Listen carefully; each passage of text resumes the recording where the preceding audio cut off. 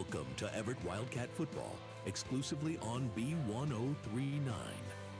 Brought to 1 minute to you. Worth Landscaping. 10-4. Big Rapids Roofing. Extremely Clean. QB Propane. Northland Federal Credit Union. Neptune's Ice Cream Shop. Ice Mountain Spring Water. Lang Mechanical Heating and Cooling. Waldron Well Drilling. AJ's Event Center. Miller Liquidators and Store Fixtures. RCB Contracting. The Ina Store. Evart 30 seconds to you. Sir Heating and Air Conditioning. And now, Evart Wildcat Football.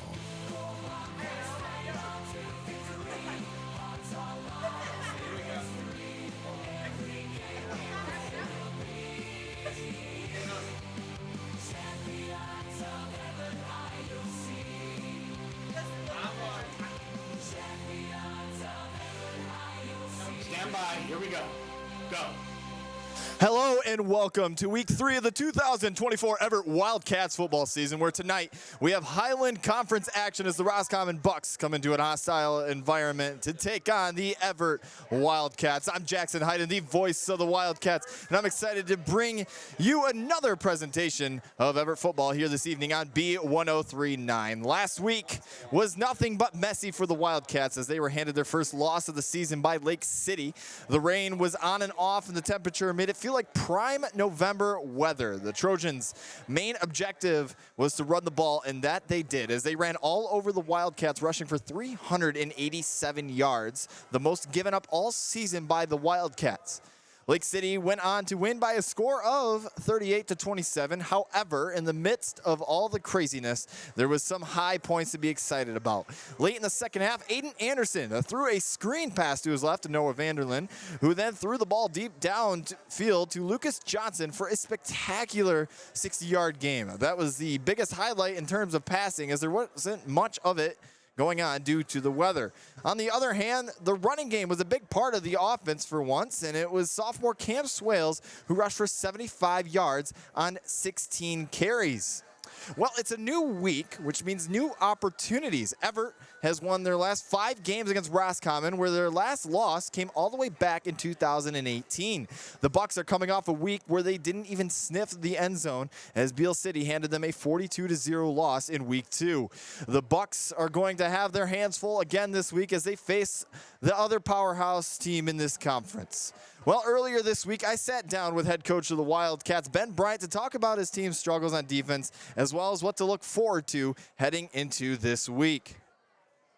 Thanks for joining me again for this week's pregame show. Last Friday night was just accumulation of unfortunate events for your boys, from the football field to the weather. From your point of view, what are a couple of things you liked and what are a couple of things you didn't like from last night's game? So last week, I thought we moved the ball on offense really well. I thought our run game was solid. We averaged 7 yards of play on offense, which is spectacular. And then on the other side of the ball, we just didn't perform. We did not tackle well, and we didn't play with the the discipline and integrity that you need to do to be able to be a solid defensive team. And hopefully this week in practice, we really focused on that, and hopefully we see a different team come Friday night. That leads me right into my next question, actually. One of the biggest weaknesses right now, and from my point of view and statistically speaking, is the rushing defense. Last week, you guys gave up 387 yards, and the week before it was 222. You know, we talked last week too, Lake City, it was a complete turnaround from what happened a week prior when they played, or when they got blanked by Hart. They're running the new offense, of course, and it looks, though they found a groove with that wishbone-like offense. I mean, talk through what really broke down with y'all's defense, and, you know, what are some of the changes, you know, to be made to limit the rushing yards allowed? I mean, I know you just briefly touched on that. Well, a big part of it is going to be eliminating the big play. As you saw, we got them a lot of times to third and medium, fourth and short, and then we would give up a big chunk play. And a lot of times we were right there to make the play at the line of scrimmage and just weren't quite physical enough and weren't quite good enough technique-wise to make a play at the line of scrimmage. And this week, we're going to see another team that's going to try to run the ball heavily down our throat, and we'll see the improvements that we made. as we all know, Michigan's weather can be unexpected. One day it's 90 degrees, and the next we're bundled up in winter coats. How much of last week's weather played an impact on the mental side of the game, and did it have as much of an impact as it felt? The weather goes the same for both teams, so there's no real excuse there. It was a little chilly down there, a little slippery with the ball at times, and sometimes with our offense being a spread and us liking to throw the ball around so much, that can be quite a detriment. But offensively, we still moved the ball really well. I mean, that really wasn't our issue, is the fact that we just didn't make plays defensively. Going back to your great moving offense, because despite some of the scoring struggles you had at times last week, I mean, like you said, the offense was moving it. And you have a couple of guys, I don't know if you saw this, but you have a couple of guys that are ranked at the top 15 in the state, beginning with your quarterback, Aiden Anderson, who is ranked 14th in passing yards with 345. And if it wasn't for the rain last week, he probably would have been higher on that list. I mean, what do you have to say about your junior quarterback who's really taking the team on his shoulders when things aren't going the right way? Aiden's a great kid, and he throws a really nice, catchable ball. He makes really good decisions, and he gets the ball out on time. Last week he put a couple balls right on target that were dropped, and they would have been touchdowns that could have really turned the game around for us.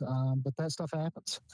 So he's just got to continue to do what he's been doing and putting the ball where it needs to be at the right times. For the other guy, Lucas Johnson, who appears to be wide receiver 1 for Anderson, and he's ranked 3rd in the state in receiving yards with 201 yards. I mean, how about that? Yeah, I mean, that's pretty impressive. If anybody that's been following Wildcats football for the past few years, they know that we throw the ball around a lot. And so we've typically got guys in the top 5, top 10 in receiving yards and passing yards in the state of Michigan. So I don't want to sound like we're bragging a little bit, but with our offense, that's just kind of how it works. And I feel like it's okay to maybe brag a little bit, especially because I feel like smaller schools maybe don't get the attention that they deserve. And, I mean, I came from a smaller school, so I totally get that too. And it's totally worth bragging about. So I think you're okay in that department. But one of the coolest plays last week was the pass to Noah Vanderlyn, who threw a dot down the field to Johnson to keep you guys alive late in that game last week. Should we expect maybe a couple more of those trick type plays in Friday night's game? Well, the trick plays and the razzle dazzle with that all comes with just the timing in the game and what you need to do to be able to move the ball at certain times. But fortunately, we have a guy like Noah, who's not only one of the best receivers around. He's a big, athletic, fast body who can catch, but he can also throw the ball a mile. So some of those trick plays that we can do with him, where he has the running threat, the receiving threat, and can throw on those, makes us a lot more dynamic as a team. Finally, for one of your underclassmen, Cam Swales, he looked phenomenal last week. The sophomore had 16 carries for 75 yards in a night where, the running game it felt like one of the only ways anybody could move the ball with the on and off rain. I mean, should we expect to see more carries like that headed into this week's matchup against the Bucks? Yeah, Cam is a tough little runner. He's got great explosiveness at the line of scrimmage. We still got some growing to do, obviously, as he's a sophomore to see the open field, but he's tough. He's tough. He's going to run through those first arm tackles, and you're going to continue to see him because our other senior running back is still down with some injury. Thanks for joining me again. Thanks as always to Ben for taking the time to talk to us this week. Well, we're just minutes away from week 3 kicking off here in Evart as the Wildcats look to improve to 2-1 while Roscommon tries to get back in the win column as well. You're listening to WBZX Big Rapids, and we'll be right here after these few messages here on B1039. Your friends at Lang Mechanical. Join all So I just texted you a list of some of the sponsors. If you could just, when there's a lull in the action, just sprinkle them in. Yep, I see that. Thank you. Let's do 60 seconds here. You got it. 0632. And go Wildcats. Just like the Wildcats team, we know that hard work, 30 seconds to you. hometown pride can achieve amazing things. Ice Mountain is cheering on the Wildcats as they take the field tonight. and we invite you to join us in showing your support. At Ice Mountain, we're more than just a business. We are 10 seconds. community, and together we. It's going to be national anthem when we come back. Okay, 5, 4, 3, 2, 1. Is being played by the Evart Wildcat Band under the direction of Miss Michaela Warner.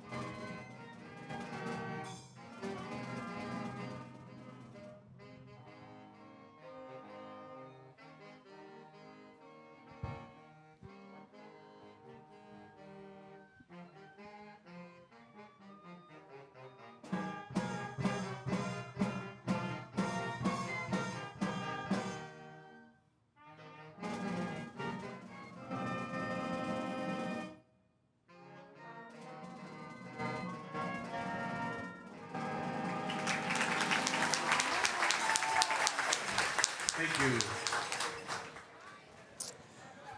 Another beautiful rendition of the national anthem, that time played by the Evart High School Marching Band. Well, welcome back in, and once again, Jackson Hayden with you this evening.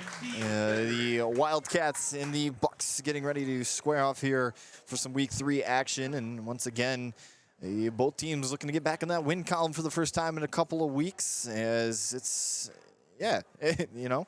So it's the weather looking way better than it did a week ago. 78 degrees here as we approach kickoff. In a couple of minutes, it'll probably get down to, maybe just under 70 degrees by game's end. But hey, I think we'll take anything better than what happened last week with the on and off rain, the cold. It felt like we were getting ready for some playoff football last week, and that definitely wasn't the case. Well, let's take a look at some stats before we enter today's game. I like some stats, and well, if you're a stat head like me, then well, you'll enjoy this too. Well, entering today, Aiden Anderson has 27 for 45.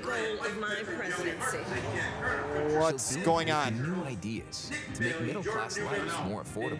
New caps on the price of medicine. New investments in clean energy to bring down costs for families.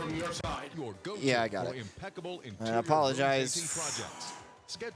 Apologize for the technical difficulties here real quick. Hold on, we went to a spot. We'll be back in a second. I know what happened again. Did this a couple of weeks ago. For a fresh, vibrant new look. Call 231-408-5943 to schedule your quote. 5 seconds. Extremely clean. Where you say it, we spray it. Go. Welcome back here on B1039. We apologize for the technical difficulties. Some weird things going on our end. But anyway, taking a look at some stats entering today's game.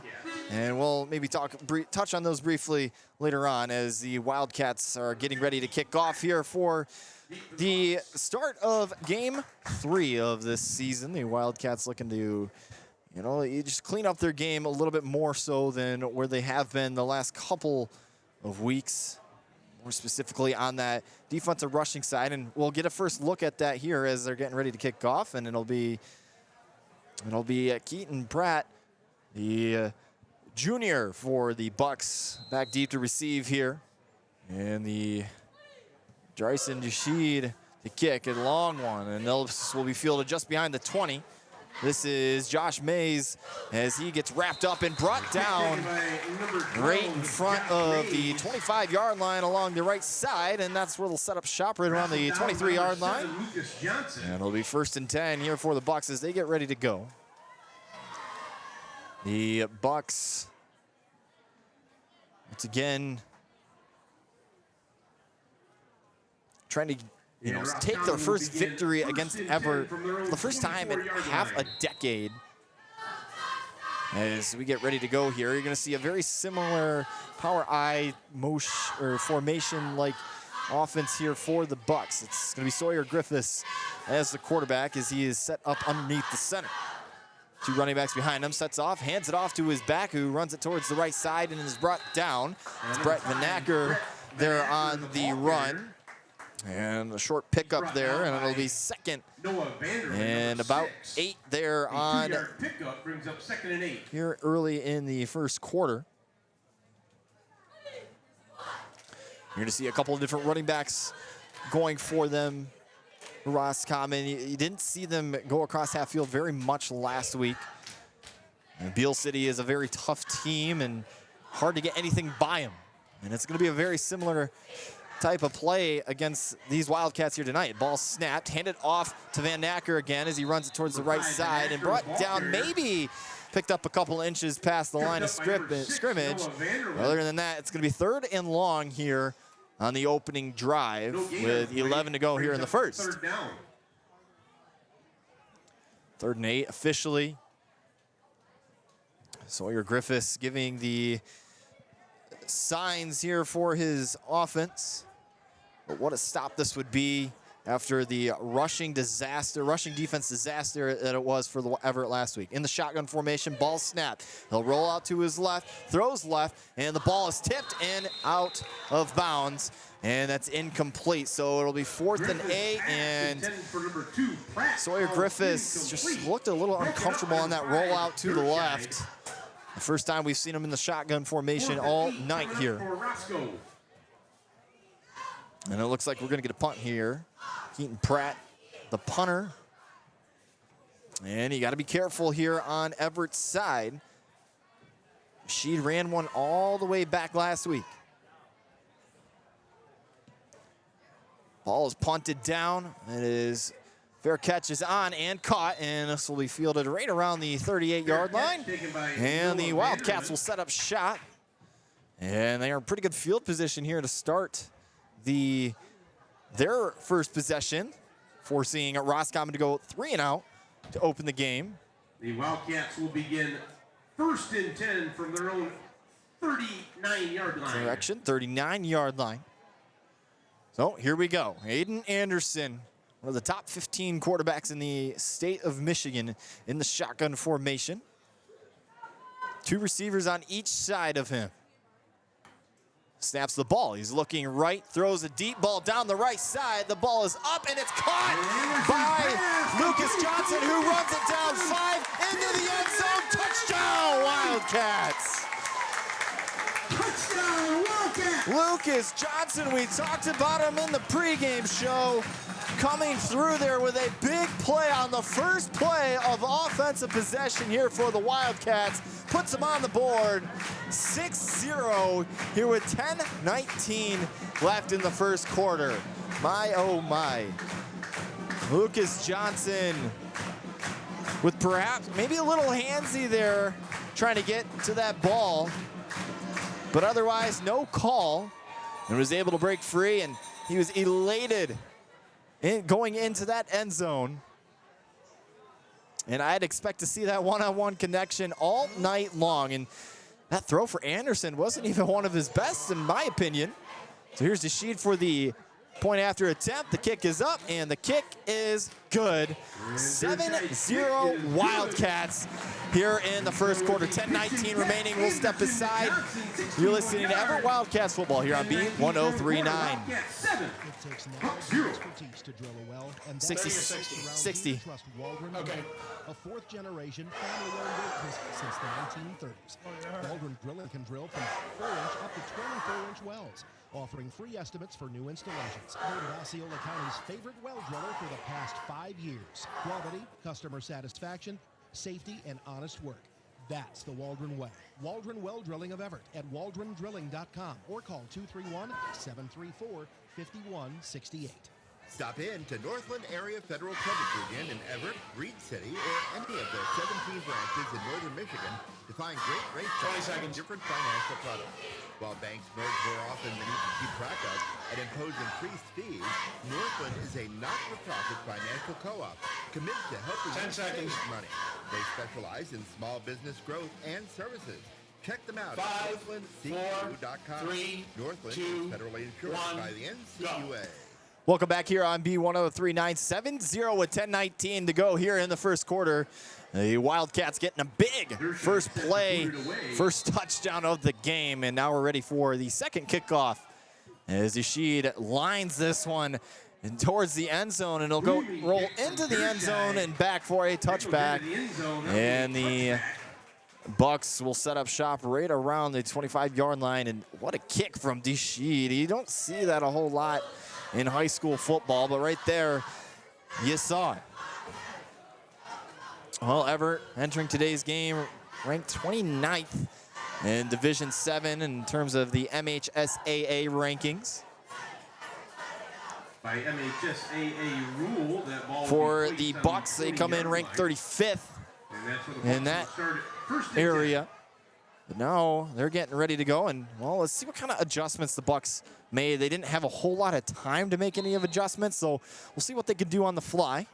Sawyer Griffiths is going to have to look a little bit, or the running backs anyway, and well, there's a flag. Flag down before the snap. We'll see what looks like it's going to be on the defense here. Still no a point towards the defense, but looks like they're lined up in the neutral zone against the Wildcats. And there you have it. You're the PA lined up in the neutral zone. So make it 1st and 5 here on the first play of the second drive for the Bucks. And they hand it off to the fullback, who picks up a nice gain, but brought down almost instantly. But I'd say he picked up almost about 5 yards on the play. 4 yards, brings up 2nd and 1. So it's going to be 2nd and 1 here. So a weird defensive penalty there to start the second drive here for the Bucks. But they're looking to make them pay here.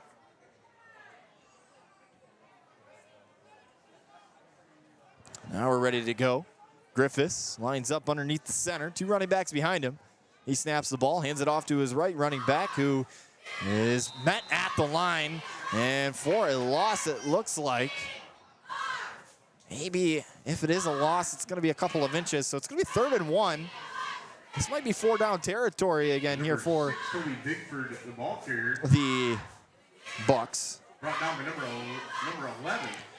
They've tried to give it off to that fullback again, see if they could pick up another big carry just like they had the play prior. That's Toby Bigford that does it. So 3rd and 1. Let's see if the Wildcats could force another 3 and out. In the shotgun formation is Sawyer Griffiths. 2 receivers out to his left, 1 to his right, running back to his left as well. Snaps it, rolls out to his right, skips, and is tackled and sacked for a loss. He's going to be almost brings him down near the original line of scrimmage, and it's going to be 4th and long. And it looks like it's going to be punting time again here for the Bucks. Man, that is not what they were hoping for. And here we go, the punt team on the field, but yeah, not what you're looking for. You were looking for maybe a rollout and maybe you could sneak a hole, but man, this defense, man, they're saying, hey, don't talk about our rushing defense. We're beyond that. As this punt hit down the field, received by Desheen, who sheds off a defender, jukes off another one, jumps over another, and brings it up to around the 50-yard line. And man, it was only 10 yards that he got, but man, and it was a tough and productive, and it was a tough 10 yards. But hey, sets him up pretty good, about midfield. 49-yard line officially. Their own, that is. So here we go again. Are we going to see another deep ball again? Aiden Anderson has 2 receivers to his left, 1 to his right. Anderson with a running back that motions to his left. That's Noah Vanderlyn. Vanderlyn motions out to his left, so now there's 3 receivers on the left. Anderson snaps the ball, looking left, throws over the middle. Got a wide open Bryson Rashid, who takes it to the house. Touchdown, Wildcats. 2 plays, 2 touchdowns, and Aiden Anderson and this receiving core are on fire and are absolutely torching this secondary of the Bucks. 13-0 with 7:56 to go here in the first. Wow. There was nobody, and I mean nobody around Rashid. And Aiden Anderson took full advantage of that. So, here's the man lining up for the PAT. He didn't even have to go on a full sprint. It looked like he just jogged his way in. Well, the snap is fumbled. Anderson tries to toss it off, but is unsuccessful. So a bit of a sarcastic cheer from the Bucks side of things. So 13-0, 7:56 here to go. And man, 2 plays for the Wildcats, 2 touchdowns. And well, this is a nightmare situation all over again here for the Bucks. Last week, of course, getting shut up 42-0 to Beale City, the Highland Conference leader over the last few years. And well, this is another team that fights for that top spot. This is conference play. If you didn't hear us here in the pregame. Well, again, 13-0 as we line up for the kick. And right now, the Bucks have not been able to pick up a first down here in their first 2 drives. They're about to get their 3rd shot at it. This time, hoping to have a better go of it. And man, you got to be, after the frustration of what was last week for Evart, you got to be happy with how this game has started. So Rashid places the football down. We get ready to go.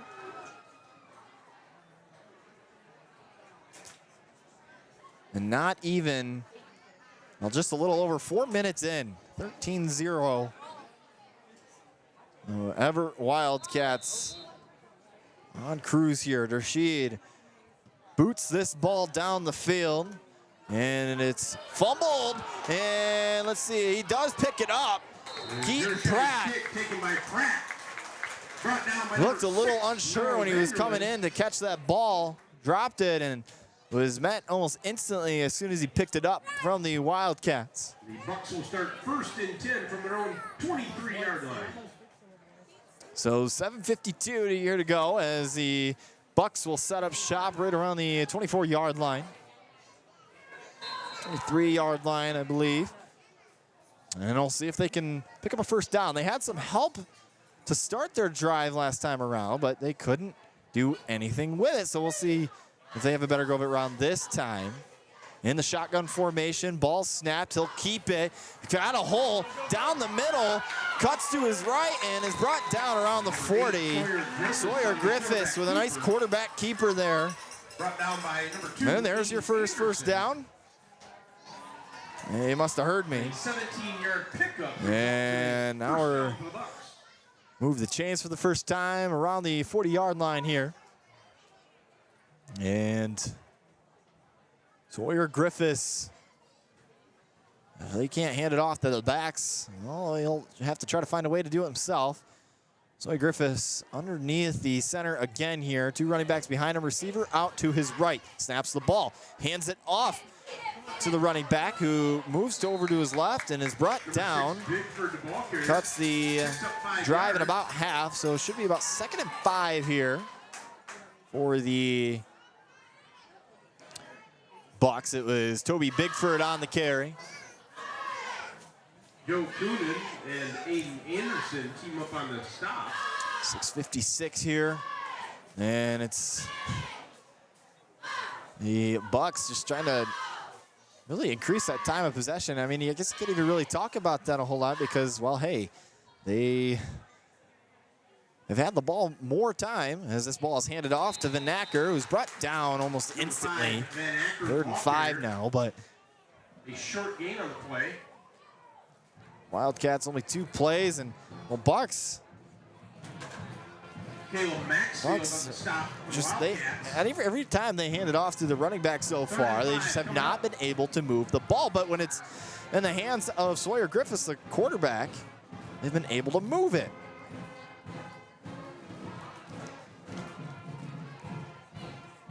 Sawyer Griffiths, the backup quarterback for the Bucks. Senior.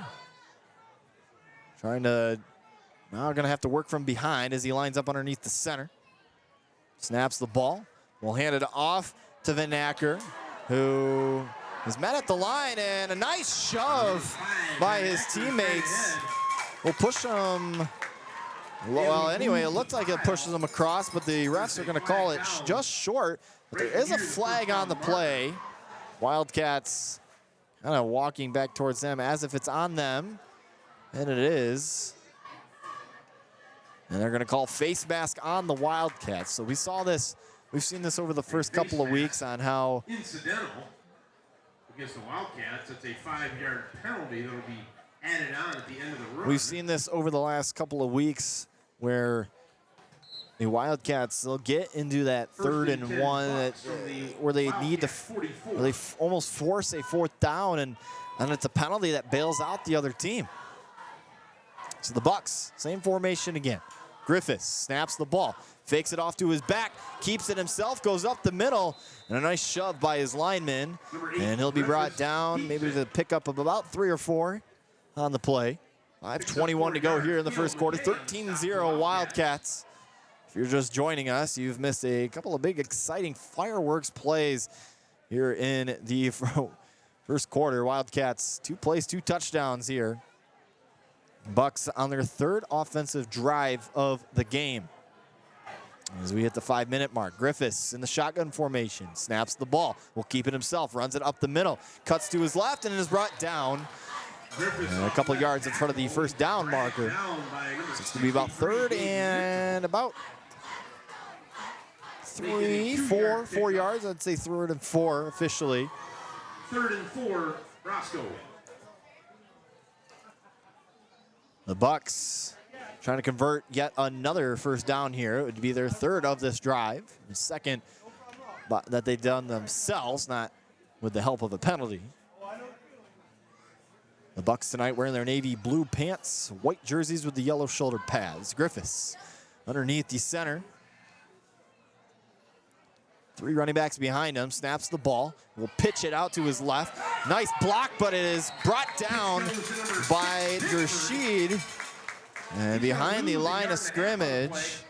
And so now it's going to be 4th and about 5. Yeah, well, what do you do here? Do you punt it? Do you go for it? I'd say you probably got to punt it. Here, with the way this, it's been pretty much hit or miss, but yes, they're going to punt it here. Keaton Pratt, the punt returner, the kick returner, and the punter. Actually, they're going to keep it. Quarterback keeper runs up the middle, and a nice carry by Sawyer Griffiths. They were set up in a bit of a punt formation. And a nice pickup. It'll get them 1st and 10 at the 32-yard line here. Faked me out a little bit. Maybe that wasn't necessarily the point of it, but. So we're going to run it from the shotgun here by Griffiths. 3 receivers out to the right, 1 to his left, and a running back as well to his left. Griffiths snaps the ball. We'll throw a screenplay over to the right. It's Keaton Pratt who runs towards the right side and then over the middle, misses a couple tackles. He's down the left sideline, across the 20, and pushed out of bounds in front of the 15. And a nice pickup and another first down for the Bucks. They haven't passed it a whole lot. About their 3rd attempt. And that time it's complete. And, well, for Evart, their first 2 drives, they forced a 3 and out. And now the Bucks threatening as they're in the red zone here for the first time tonight. Something they didn't see a whole lot against Beale City. Trying to score their first points since week 1, where they put up 17 on Escoda. Griffiths snaps the ball. A bit of a false start. Yep, there it is. That time, Toby Bigford with a jump. Flag down before the So that's going to move it back about 5 yards. It'll be 1st and 15 here. On the 22, 23. That's not what you want on a drive that you have been plus yards this entire way. Not a whole lot of TFLs here either.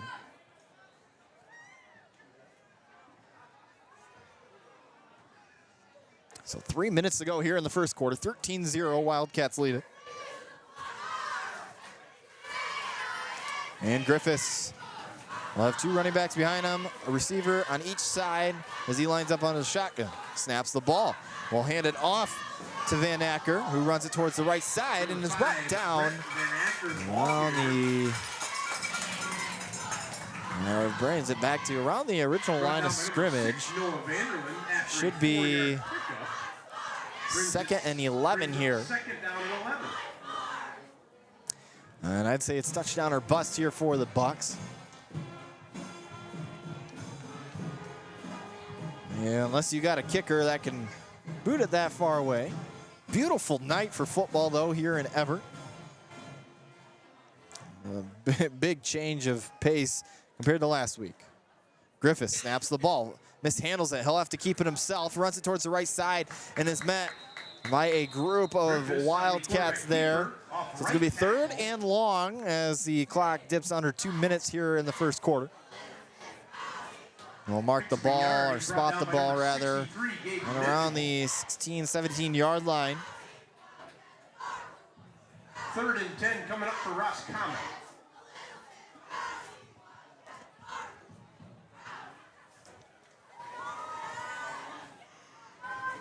.130 to go here officially as the Bucks on a long drive here.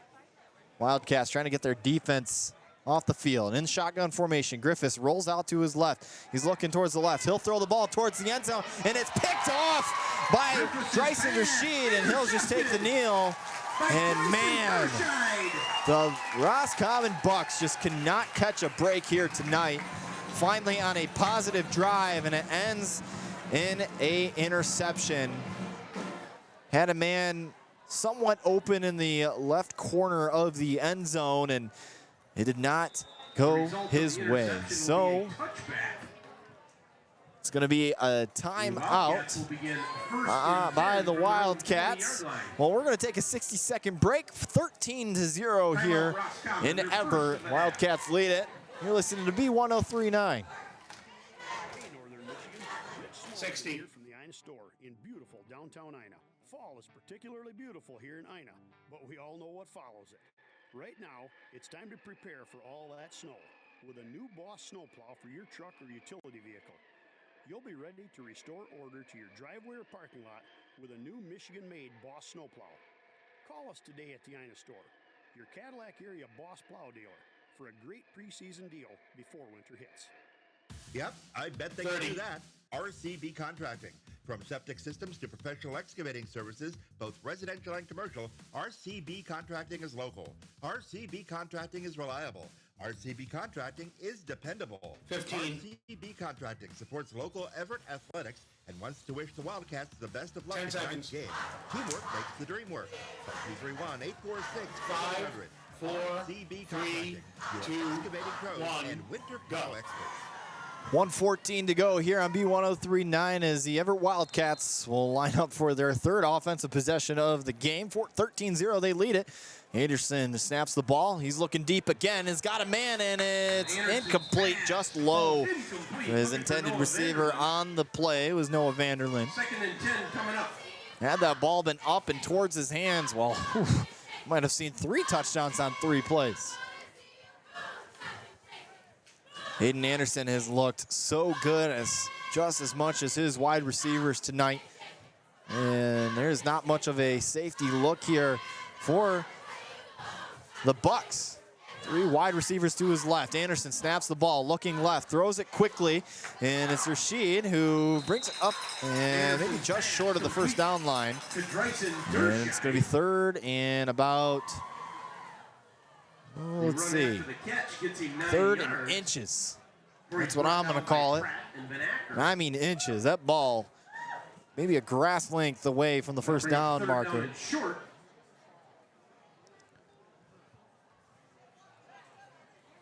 Hayden Anderson here. Same look as last time. Snaps it. will keep it himself, rolls out to his right, and trying to get across that first down line. Does he have enough? And are they gonna give it to him? He got met pretty quickly by the Bucks, and they say he did. It's gonna be 1st and 10 for the Wildcats here on their own 30. Nice job by the Bucks defense to try to get to Anderson, who is very swifty all over the place. So again, 3 wide receivers to his left, snaps the ball, looking right, throws right, and has got a man who jukes, sheds off a defender, and down the sideline, across the 50, jukes to his left, across the 40, down the 30, 25, 10, 5, touchdown Wildcats. Bryson Dershid, another breakaway touchdown, and it's 19-0 here in the first quarter with 2.7 seconds remaining. And man, oh man, the onslaught continues here against the Bucks. As Roscommon just has no answer for this receiving. No official runs given off to any running backs. And we'll see, are they gonna go for 2 or are they gonna kick the PAT? Man, all their touchdowns tonight have been for big breakaway gains. And they're gonna go for 2 here to try to make it a 21-0 lead. Similar look as we've been seeing all night. Anderson have a receiver in motion as he moves to the left, back to the right. Anderson rolls out to his right, throws right, and it's batted down. And so the 2-point try is unsuccessful. Anderson to Vanderland incompletion. And man, how about this offense tonight? Aiden Anderson all over the place. And man, at this rate, they're gonna put up some numbers. So we're gonna stick right here. We only got 3 seconds until the end of the first quarter, as the Wildcats will line up for yet another kick. Rashid has just been very busy tonight, whether that's been with receiving the ball or whether that's been kicking the ball. I feel like I'd say he's probably got about the same amount of kicking yards and receiving yards tonight. That's how busy he's been.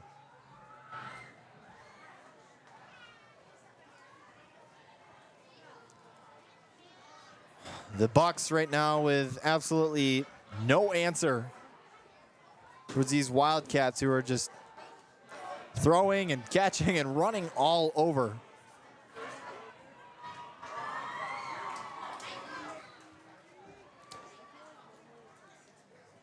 And I'm sure we might see some sort of resemblance of a squib kick here. I mean, at least just to get us to the end of the first quarter on this beautiful Friday evening. Set to kick it away for the Wildcats. Pratt, the deep man. Bryson Dershide lines up for the kick. And here we go. It's punted down the field. And Keaton Pratt will receive it, moves it up to his left. He's got an opening, brings it across the middle, jukes to his right, across the 50, 45, 40, 35, 30, 25, 20, 15, 10, 5, to the house, touchdown, Bucks. And how about that to end the first quarter? Keaton Pratt to the house. And it's a game of breakaways here, as it's 19-6, and well, hey, I guess if you can't do it offensively, you got to get it done with your special teams, and that's exactly what they did. Man, oh man, it's been busy tonight. Scoreboard operator is earning his money tonight.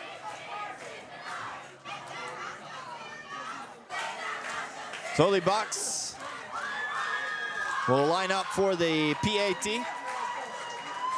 Keaton Pratt, the man who just took it about 90-plus yards to the house, will try to catch his breath enough to get this kick up and away. He's a left kicker too.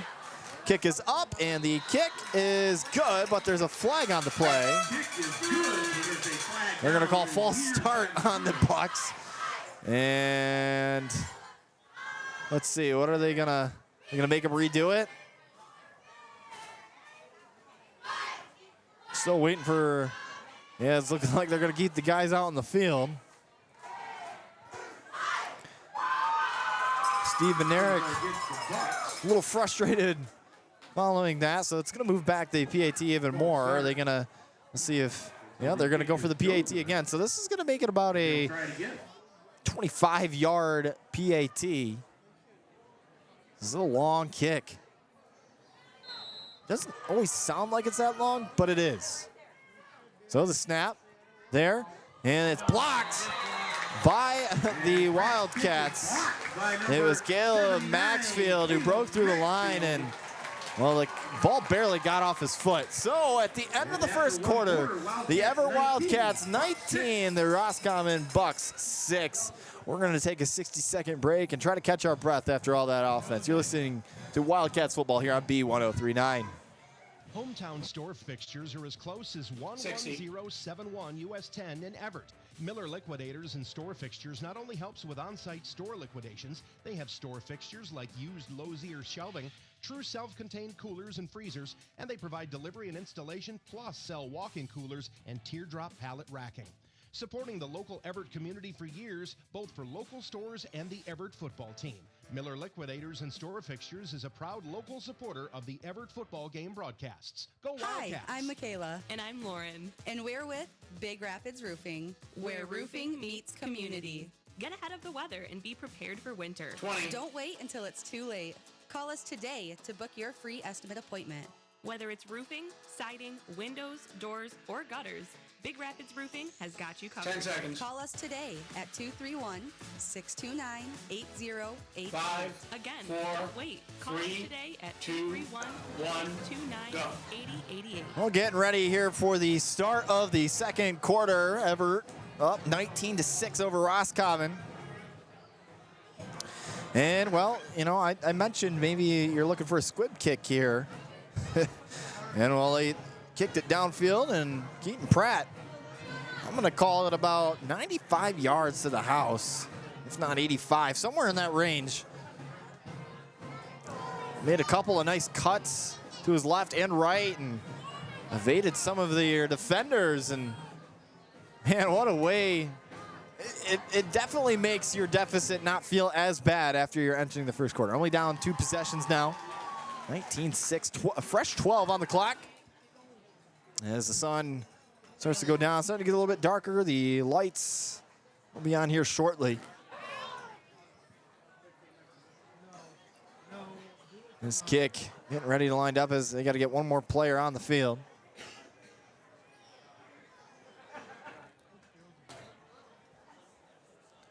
Now we're ready to go. We have the appropriate amount of players on the field now. See how the Wildcats respond. Kick is low liner, and it's going to roll, and this is going to be trouble here for Duscheid. As he picks it up, he's going to have to run it across towards the right field, across the 20, spins, and is brought down in front of the 25. And, well, hey, a nice kick there by Roscommon. It wasn't a pretty kick, but it pinned them back deep in their own territory. And this is a great spot for Roscommon to try to get a stop here. Have yet to put a pause on this offense for Evert. They've been very explosive all day today as they try to do that yet again. So a wide receiver on the right side, 3 of them to the left of Aiden Anderson, and a running back as well to his left. Anderson snaps the ball. He's looking right. He's going to throw right on a curl route, and it's caught. And he's brought down just in front of the sticks. That was to Lucas Johnson. And, man, if they can get another couple of deep balls on Lucas Johnson, he might be the state's leader in receiving yards. Wouldn't that be an achievement to hold, at least going into week 4? Long way to go till then, though. Anderson snaps the ball. Looking left. He's got a man. It's caught. Dersheed breaks a couple tackles and covers the ball with 2 hands and is finally brought down as he makes his way to the 40-yard line. Dersheed fired up. He is having a day. Bigford and Helium on the stop for the Bucks. 11:15 to go here in the second quarter. And the Wildcats are on the attack once again. This time, maybe not as big of a deep plays. We'll see what they got in their pocket. 3 receivers to his left, 1 to his right. Anderson snaps the ball. He's looking right, pump fakes, throws it deep down the right sideline, and it's caught by Lucas Johnson, who dives. The ball was going a little bit short, but it was enough, and it's caught right around the 35, and another big pickup here for the Wildcats. Brought down by number 23, Jacob Zebel. This offense, it's feeling like they're playing this game on freshman mode on NCAA. Just everything's being caught and everything's wide open. So here's Aiden Anderson again. Snaps the ball, looking to his left, throws left, and a little bit of a high throw as Dyson Dershide is brought down almost instantly, but cuts their range to the first down marker in half. They're going to mark it 2nd and 4 officially. 10:15 to go. Anderson trying to continue to pile up the points on the scoreboard. Snaps the ball, looking to his right. He's going to throw deep yet again down the right sideline, and it is caught once again by Dershide, and he is fired up. How many times can you make those plays? Dershide. Wow. He is just able to just turn around so quickly, identify where the ball is, and just make these plays time and time again. So we'll see what Anderson has in store here on 1st and goal, on their 2, correction 3. Snaps it, looking to his right, will throw a fader into the back of the end zone. It's caught with one hand, and there's going to be a flag. Looking for Noah Vanderlyn, falls incomplete. And they're going to call it incomplete. It looked like he had it palmed. But of course, there's a bunch of people in the way from here and there. Still waiting on the penalty here. Interference against the defense. They're going to call pass interference, so they'll probably move the ball about half the distance to the goal line, which is only going to make it about a yard and a half to the goal line. And are we going to see our first run play of the game? We've seen a couple of quarterback keepers, but I mean, hand it off to the running back. Cam Swales, I'm sure, would love to get in on this action. Anderson snaps the ball, looking to the left. He'll throw a slant, and it's picked off by the Bucks.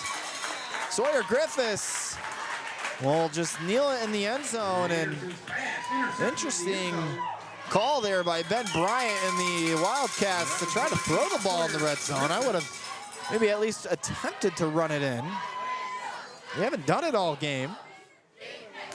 But instead of extending your lead yet another possession, you got a chance, you're giving the Bucks a chance to make it a 1-possession game.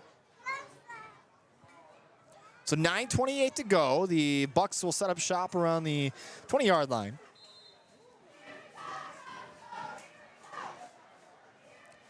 And a drive that otherwise was super positive for the Wildcats. Griffiths lines up under the center, hands it off to his back, who was brought down almost instantly. Keaton Pratt on the carry. Maybe he was lucky enough to get across or to the line of scrimmage, rather.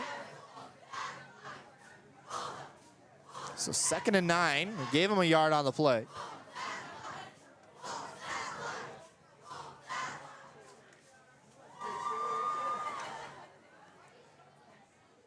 And man, you're going to see those receiving yards per game shoot up for a lot of these receivers here tonight. Griffiths hands it off to his back, who once again is brought down behind the line of scrimmage for a loss of about 2 on the play. Number 5, Ben Acker, the ball carrier. And this defense, in terms of identifying when they hand it off to the running back, has been looking phenomenal tonight. That was something they were able to do last night. Or not last night, but last week, rather. Yes, there isn't a whole lot of misdirection and fake handoffs this week. Pretty simple I formation like. You got a fullback in front of you. It's a very normal type of offense that you see in these more rural type of high school football teams. The ball snapped, handed off to his back yet again, and he breaks away down the left side of the field, across the 40, across the 50, 40, 45, and brought out of bounds around the 30.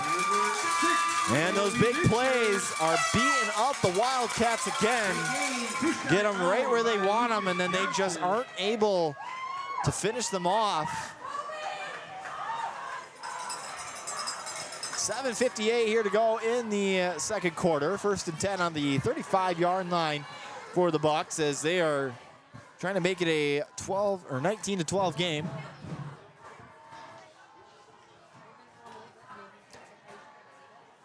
And right now, this defense still no answer for the rush. Straight I formation here for the Bucks. They hand it off to the running back. He moves to his left and is brought down. There's a flag on the play. A pickup of about 3 yards. Brought down by number 5, Dershai. There's a flag down. And let's see, what are they looking like? It's going to be potentially Holding against the Bucks. a holding penalty, and well, those always kill some of these positive drives. One of those unfortunate, you don't like to see that. So now it's going to push them back, 10-yard penalty from the spot. way back. Sets them up around the 45-yard line. You heard it, 1st and 20. So once again, Evart has them right where they want them. Can they shut them down? Snaps the ball. Griffiths rolling out to his right. He's got to keep it. He's got a couple, and he does it wisely. Throws it out of bounds. Nice job by Griffiths to be able to get that ball untucked and thrown out of bounds to keep it at least where it is. Otherwise, that would have been a loss of about 5+ yards had he been brought down. Vanderland brought the pressure. 7:32 to go here in the second quarter. 19-6, the Wildcats lead it. Wildcats offensively have looked good up until that interception on the previous drive. Now the Bucks, they were driving after that interception, but it was a holding penalty. It's kind of stalled them since. 2nd and 20.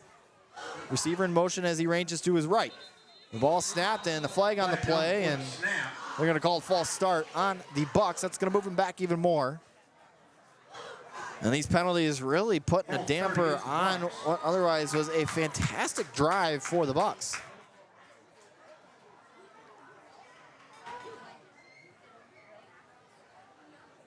As the lights start to come on here at the Osceola County Fairgrounds. Illuminates the field, almost highlights it. Not super bright lights, but it gets the job done, but it makes it feel super bright when they first come on. Griffiths snaps the ball. Looking to his left, and it's a bit of a screen play. And no Wildcats in the area, and it's caught to his right and lowers his shoulder. It is brought down around the 30.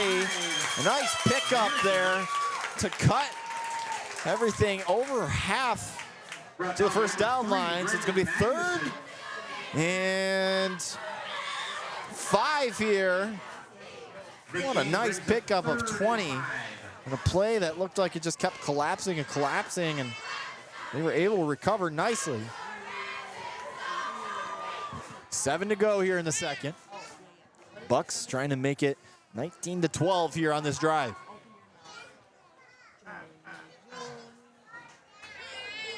Two receivers out to his left, one to his right, receiver to his left. Griffiths snaps the ball, looking left. It's a screen play. It's caught, and his knee is brought down. Keaton Pratt had to be dropped down a little bit. It wasn't intentional, but as he was very frustrated with his knee hitting the ground. So it's going to be 4th and Correction, it was maybe about 4th and 9. And so, now behind the line of scrimmage. do you try to go for it here and try to get one of those explosive plays? or do you try to pin back Evart deep in their own territory? I would go for it here. It's like rolling a dice. And they are. 3 receivers out to his right, 1 to his left. Griffiths snaps the ball, rolling out to his right. He's going to have to throw the ball deep. He's got a man. It's caught and pushed out of bounds in front of the 20-yard line. But there is a flag on the play. But there's dirty laundry in the Roscommon backfield. And the Bucks are going to have to go backwards here. I believe It'll be a holding against the Bucks. Another holding penalty. And, well, the holding penalty is what killed them, as they're still trying to make up for it. Now you're back into that range where it's like, do we punt it? Because if you throw an incomplete pass here, because you're going to need to pass it, you throw an incomplete pass, it's going to set the Wildcats up very nicely with under 6 to go here in the half. That'll march them back 10 yards. It'll be a... So 4th and 20. Once again, they have 20 yards to go to the first down marker. Those darn holding penalties. Griffiths snaps the ball. Ranges out to his right. Will throw right. And it's got a man who's caught one-handed, but it's out of bounds, and it's going to be turnover on downs. And the Wildcats will set up shop around the 35-yard line. It's going to be 36 officially with 5:28 to go here in the first quarter. Or excuse me, second quarter. A lot of offense to go around. We'll see if the Wildcats will... See if the Wildcats can try to find a way to score this time around. They drove right down the field, but was throwing with 1.5 yards to go to the goal line, and it didn't work out for him. Anderson snaps the ball, roges out, pitches it to his running back, Swales, who cuts into his left and is trying to push his way across, and it's brought down, a pickup of about 2.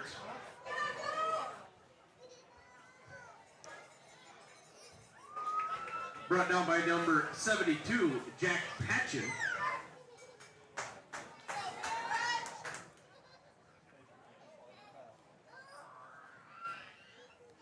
So under 5 to go officially. Anderson, 3 wide receivers to his left, 1 to his right. Snaps the ball, roams out to his right. Will throw it deep once again. It's got a man, and it's overthrown. Anderson's pass, looking for Lucas Johnson just couldn't break the defender. It was caught up in the ball just out of reach. Had that ball, that was like the first pass all night that we've seen from Anderson, where it was in perfect position to be caught and taken to the house yet again. So 3rd and 7. Or actually, there's going to be a penalty here. Not sure quite what it is. It was 3rd and 7. I'm going to only guess that it was a holding penalty. So it's going to be 3rd and about 16 here. 4:48. Anderson, they're going to need to look for one of those deep balls yet again. Snaps the ball. Looking to his left. There it is. There's a deep ball. And once again, overthrown. Intended receiver on the play was Noah Vanderlyn. So they're going to go 3 and out here. Well, not 3 and out, but kind of feels like it. Got a first down on the very first play of the drive.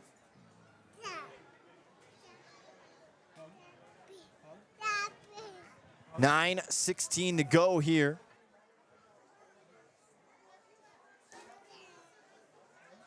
Or excuse me, 4:45 to go. 19-6 is our score. And they're going to go for it here. 3rd and long again. They'll snap the ball, fakes it off. Anderson getting chased. They throw it, dump it off to Swales. Swales has got some opening down the right sideline. And is brought down around the 50. That's enough for a first down for the Wildcats. It was a screen play. And Anderson, who's getting chased backwards, backpedaling, and dumps it off to Cameron Swales, who gets his first action of the game and made the most of it. Under 4.5 to go here in the half. Wildcats trying to get in the scoreboard for the first time here in this second quarter. Hands it off to Swales, who runs it down the left side. He's got an opening and barges into his teammate, who is then brought down by the Bucks. And a nice 12-yard gain on the play, and it's set up shop here. First and 10 on the 38. As they're approaching the red zone yet again here tonight. The first time they've handed the ball off to Cameron Swales all night. It's been a phenomenal offensive game. Anderson rolls out to his right. He's going to keep it. Moves out to his right, then his left, and is brought down right in front of the first down line. It's going to be second and short here. 3:45 to go here in the half. Make it a 9-yard pickup, brings up second and 1.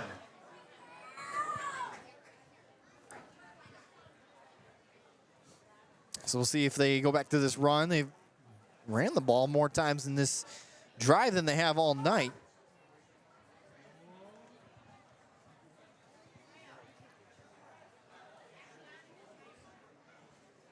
So here we go. 2 receivers on each side of the line. Anderson with a running back to his left. He snaps the ball. He's looking right. He's going to throw right on a curl route. And the receiver defends. It's Lucas Johnson, who just cannot be brought down. It takes about $3 to bring him down. That'll be another Evart first down. So another first down here for the Wildcats as they continue to drive here. Van Acker along with Patchen.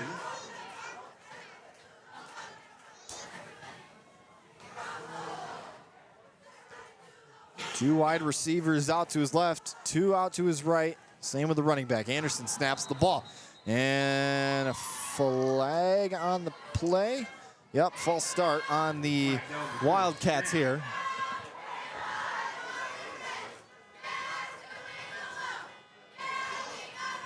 Beautiful night for football. You can't ask for a better weather night than this. 75 degrees. It's actually going to be a legal procedure on the Wildcats. That'll move them back 5 yards and bring up a first and 15. So first and very, very long. They face bigger deficits here this season. Anderson snaps the ball. Hands it off to Swales, who's got it down the left side. This correction, section Dershide, who runs it across the 15 and plows over a defender to be brought down across the 10. Dershide is just all over the place tonight. Run the ball, catch the ball, punt the ball, you name it, he can get it done. First down! Man, how about that for your first and long? So it'll be first and 10 on the 11. We'll have to get down to the 1 if they want another set of first down, but perhaps they won't need it. Anderson. Dershide in the background. He hands it off to Dershide, and who jukes a defender, cuts to his right, across the 5, across the goal line, touchdown Wildcats.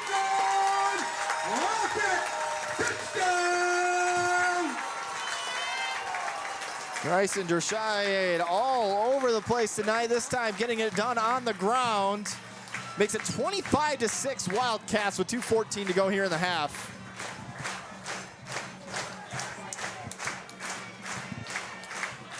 And what a job to take a miss. And we'll see if they'll go for 2 here. They failed their previous attempt on 2.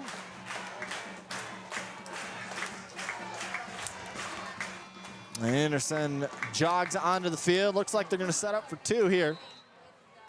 So we'll make it 27-6. Always trying to get back to making it even somewhat.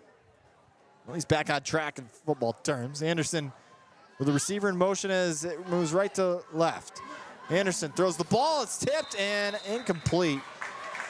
Had a man. It was, once again, Dershide. Anderson's pass intended for Dershide.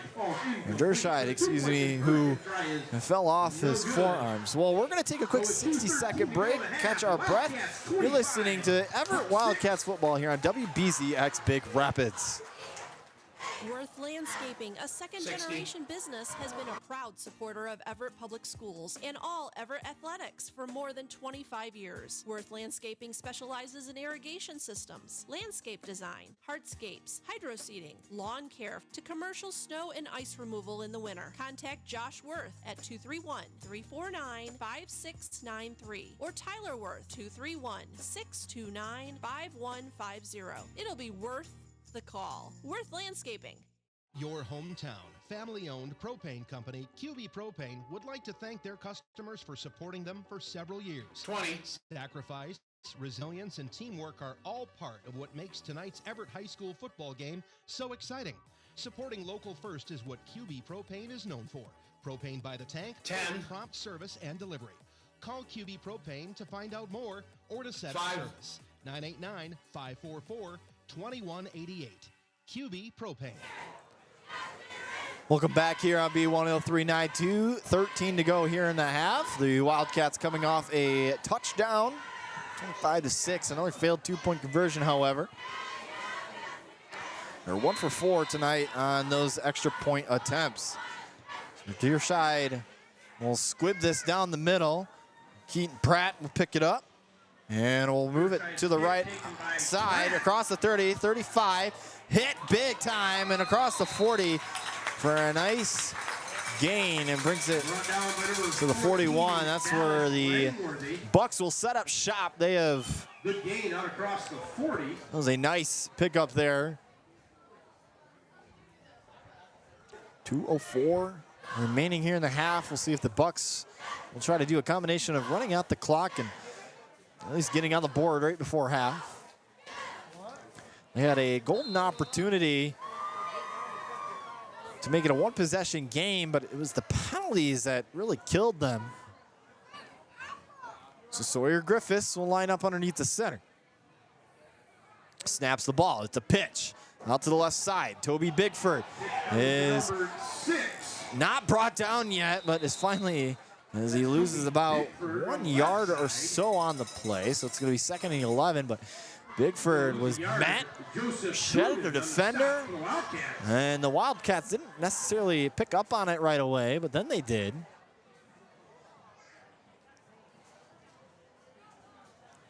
So here we go, clock ticking though, something to be aware of as we hit the 1:30 mark to go here in the first half.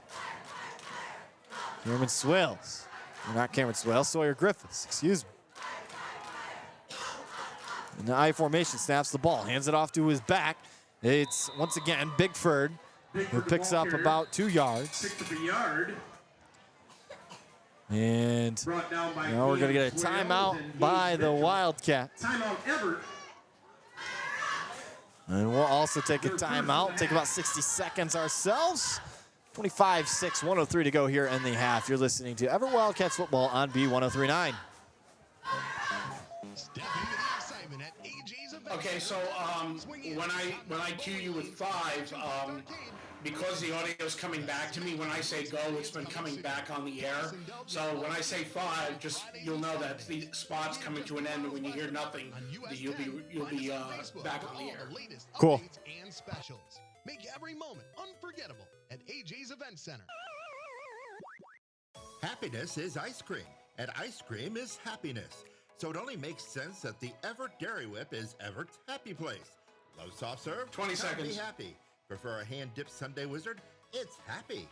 Plus hamburgers, salads, wraps, and coney dogs topped with national chili. When you need a dose 10 of seconds. happy, come to the Evart Dairy Whip and leave with a smile. Open 10 till 9 all week. 7th Street in 5 Everett. seconds. Happy to support the Wildcats. Welcome back here on B1039, 25-6. They put a couple seconds left on the, or more on the clock. 1 minute and 10. Sawyer Griffiths with 2 running backs behind him. Looking to try to milk out this clock maybe. Griffiths will snap the ball. It's a little of a quick pitch here, and there are, the ball's caught around the 49-yard line, but is swallowed up almost instantly by these Wildcats. It's going to be about a yard. So it's going to be 3rd and very short here. Now they timeout, their second of the half. we'll get a timeout. We'll stay right here, though. We'd like to thank some of our sponsors that make this broadcast possible as we bring you Everett Wildcats football here on B103.9 all season long. Jackson Hayden with you, of course. Friday nights, pregame starting around 6:45. An Ice Mountain Spring Water, Neptune's Ice Cream Shop, extremely clean, and Waldron Drilling, an Ina store. Big thank you to all those companies that make tonight possible. For those of you that can't tune in or make the game, you know, at least you had the option of listening to it. You don't always get that everywhere. Sawyer Griffiths lines up underneath the center, snaps the ball, will keep it, rolls out to his right, and is brought down, but it's fumbled. They're going to say he's down, though. Sawyer Griffiths tried to get rid of it at the very last second. Wildcats thought it was a fumble, so it's going to be first and 10 for the Wildcats with 1 minute to go here in the second quarter. And, man, if they can break 30 points here in the first half, that would be quite the turnaround. And they would officially have scored more points than they have in any game up to this point in the season. So Aiden Anderson, 3 wide receivers to his right, 1 to his left, and a running back to his right as well. Anderson snaps the ball, looking to his left. He's going to throw it deep down the left sideline. Dershide is there, but pushed out of bounds, and the ball is also out of bounds. Vanderlyn down the left side. Actually, Noah Vanderlyn, excuse me.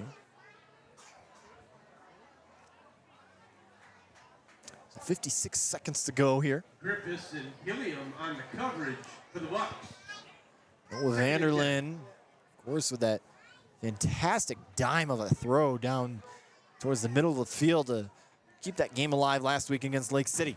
Anderson, same formation, snaps the ball, looking to his right, looking to his left, scrambles out to his left, he'll throw left, he's got a man over the middle, it's caught, it's Vanderlyn, who is then brought down and around the 23-yard line, and it's first and 10 from there. Everybody's gonna go no huddle here.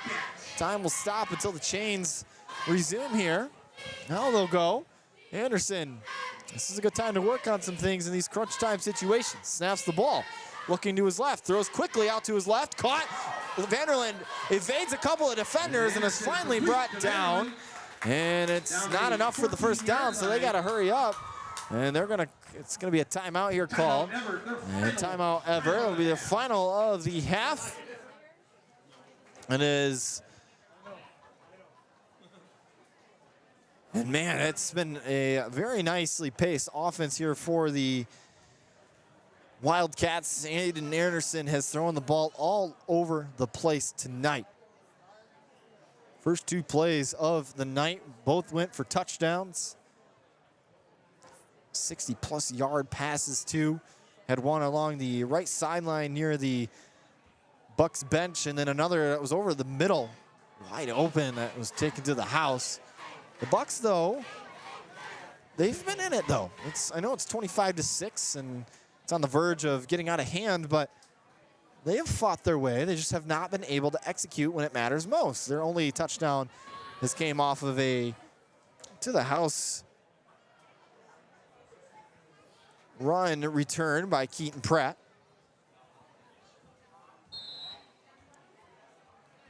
So here we go. Aiden Anderson snaps the ball. He's looking left and evades, has to roll out to his right, and he'll throw it on the run. It's caught, touchdown on the far part of the end zone. That's Lucas Johnson. That's gonna make it 31-6 here with 20 seconds to go here in the half. And the Wildcats needing 40 seconds of the final minute to get to the end zone. What a nice job there. And now they'll try to go for 2 and see if they can be successful this time. Actually, they're going to go for the kick. Rashid 1 for 2 tonight on PAT attempts. It's usually pretty much about a stat line. He misses about 1. a day, or won a game anyway. The ball is snapped, kick is up, the kick is good. Makes it 32-6 here with 20.5 seconds to go here in the second quarter. So we'll see what the Bucks do here. It's been a long first half for the Bucks. They've had to watch the scoreboard just light up with points on the Evart side of it anyway.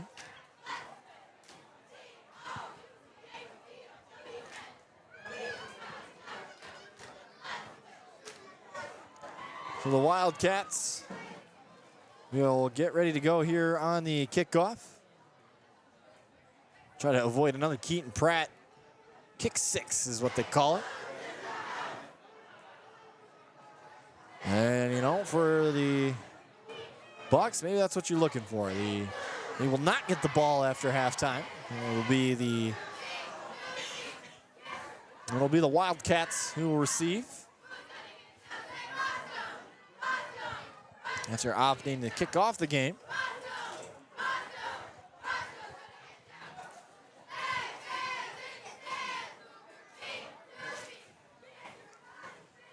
So Rashid getting ready to kick it off here.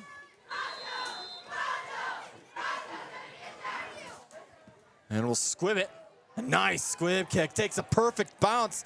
It is mishandled, but picked up finally around the 25 and is tackled out of bounds on the 32. Bickford knocked out of bounds by Dershide and Johnson. Bickford on the carry, or the return rather. We'll see what the Bucks choose to do here in the final 14 seconds here of the half. Knee it, just send it to the send it to the locker room. Looks like they're gonna do something here though in the shotgun, and oh, yep, he knees it, and that's gonna take us to the half. As the final 10 seconds wind down, both teams heading to the locker rooms, and what a first half has it been. 32-6, Wildcats lead it. And it's been the passing game for the Wildcats. We kind of briefly touched on it a minute ago, but and not a whole lot of running going on for the Wildcats in terms of rushing, but in terms of the passing, there's been a ton of passing. But for the Bucks, they will have to try to find a way to get more done offensively, which has not been the case here tonight. It's been penalties. They got to limit the penalties. Once they start doing that, then they might have a chance to be successful. Well, we're going to step aside, and we'll let the MHSAA halftime show do their thing, and we'll be back in about 13 minutes or so, right before the start of the second half. Until then, you're listening to Everett Wildcats football here on B1039. Looking for heating and air conditioning that keeps your leading us into the stars. Introducing Sir Heating and Air Conditioning in Remus, where we pride ourselves on having the cutest servicemen and women with the best butts in town. Ooh! Oops, did I just say that? Now that I got your attention. Our team of experts is here to keep your home cozy and cool. So why settle for ordinary when you can have extraordinary? Call 989-598-0534 to schedule your service today and experience the difference with Sir Heating and Air Conditioning in Remus. That's 989-598-0534. Don't wait, because comfort never looked so good. Sir Heating and Air Conditioning, where comfort meets cuteness. 4 former MHSAA pitchers have MLB wins, and we're less than 3 weeks away from releasing soccer postseason brackets. I'm John Ross, and this is This Week in High School Sports, powered by Michigan Student Aid. 8 years ago, in 2016, Spencer Schwellenbach, Jeff Criswell, Carl Kaufman, and Tommy Henry were all pitching for their high school teams in Michigan. Schwellenbach at Saginaw Heritage, Criswell at Portage Central, Kaufman at Bloomfield Hills Brother Rice, and Henry at Portage Northern. 3 of them would go on to pitch at the University of Michigan together, Criswell, Kaufman, and Henry, where they helped the Wolverines to the 2019 College World Series Finals, losing to Vanderbilt. Schwellenbach pitched at Nebraska, and now all 4 have won a game in the major leagues. Henry was drafted by the Diamondbacks and got his first major league victory in 2022. Kaufman was picked by the Rockies and notched career win number 1 last season. Criswell was drafted by the A's and traded to Colorado, so he's once again Kaufman's teammate, and he recorded his first win this season. And Schwellenbach was taken by the Atlanta Braves and also got his first win earlier this year. Now, they've all got some catching up to do to match former Lansing Waverly star John Smoltz's major league win number. The MLB Hall of Famer tallied 213 wins in his 21-year career. The MHSAA Baseball Record Book and Finals archives are all online. Just go to MHSAA.com and click on Baseball. It's time for Game Balls, when we highlight a trio of standout performances from the past week. Bay City Western's Kayla Montcalm. She shot a championship best 89 to help lead Western to the Bay County Girls Golf Championship. Kingsley's Jenna Middleton. She led the way with 45 kills over 6 matches as Kingsley went 6-0 to win their own volleyball invite. And to Armada's Jackson Malberg, he scored 2 touchdowns in a 14-0 win over Croswell Lexington, Armada's first win over Croslex since 2004. Have a recent high school grad? They could qualify for a tuition-free skills certificate or associate degree through the new Community College Guarantee, no matter their GPA or your household income. Or if your child plans to attend a 4-year university or career school, the Michigan Achievement Scholarship Program has them covered. They could get up to $27,500 toward a bachelor's degree or up to $4,000 for career training. Complete the FAFSA to get started at mi.gov/achievement.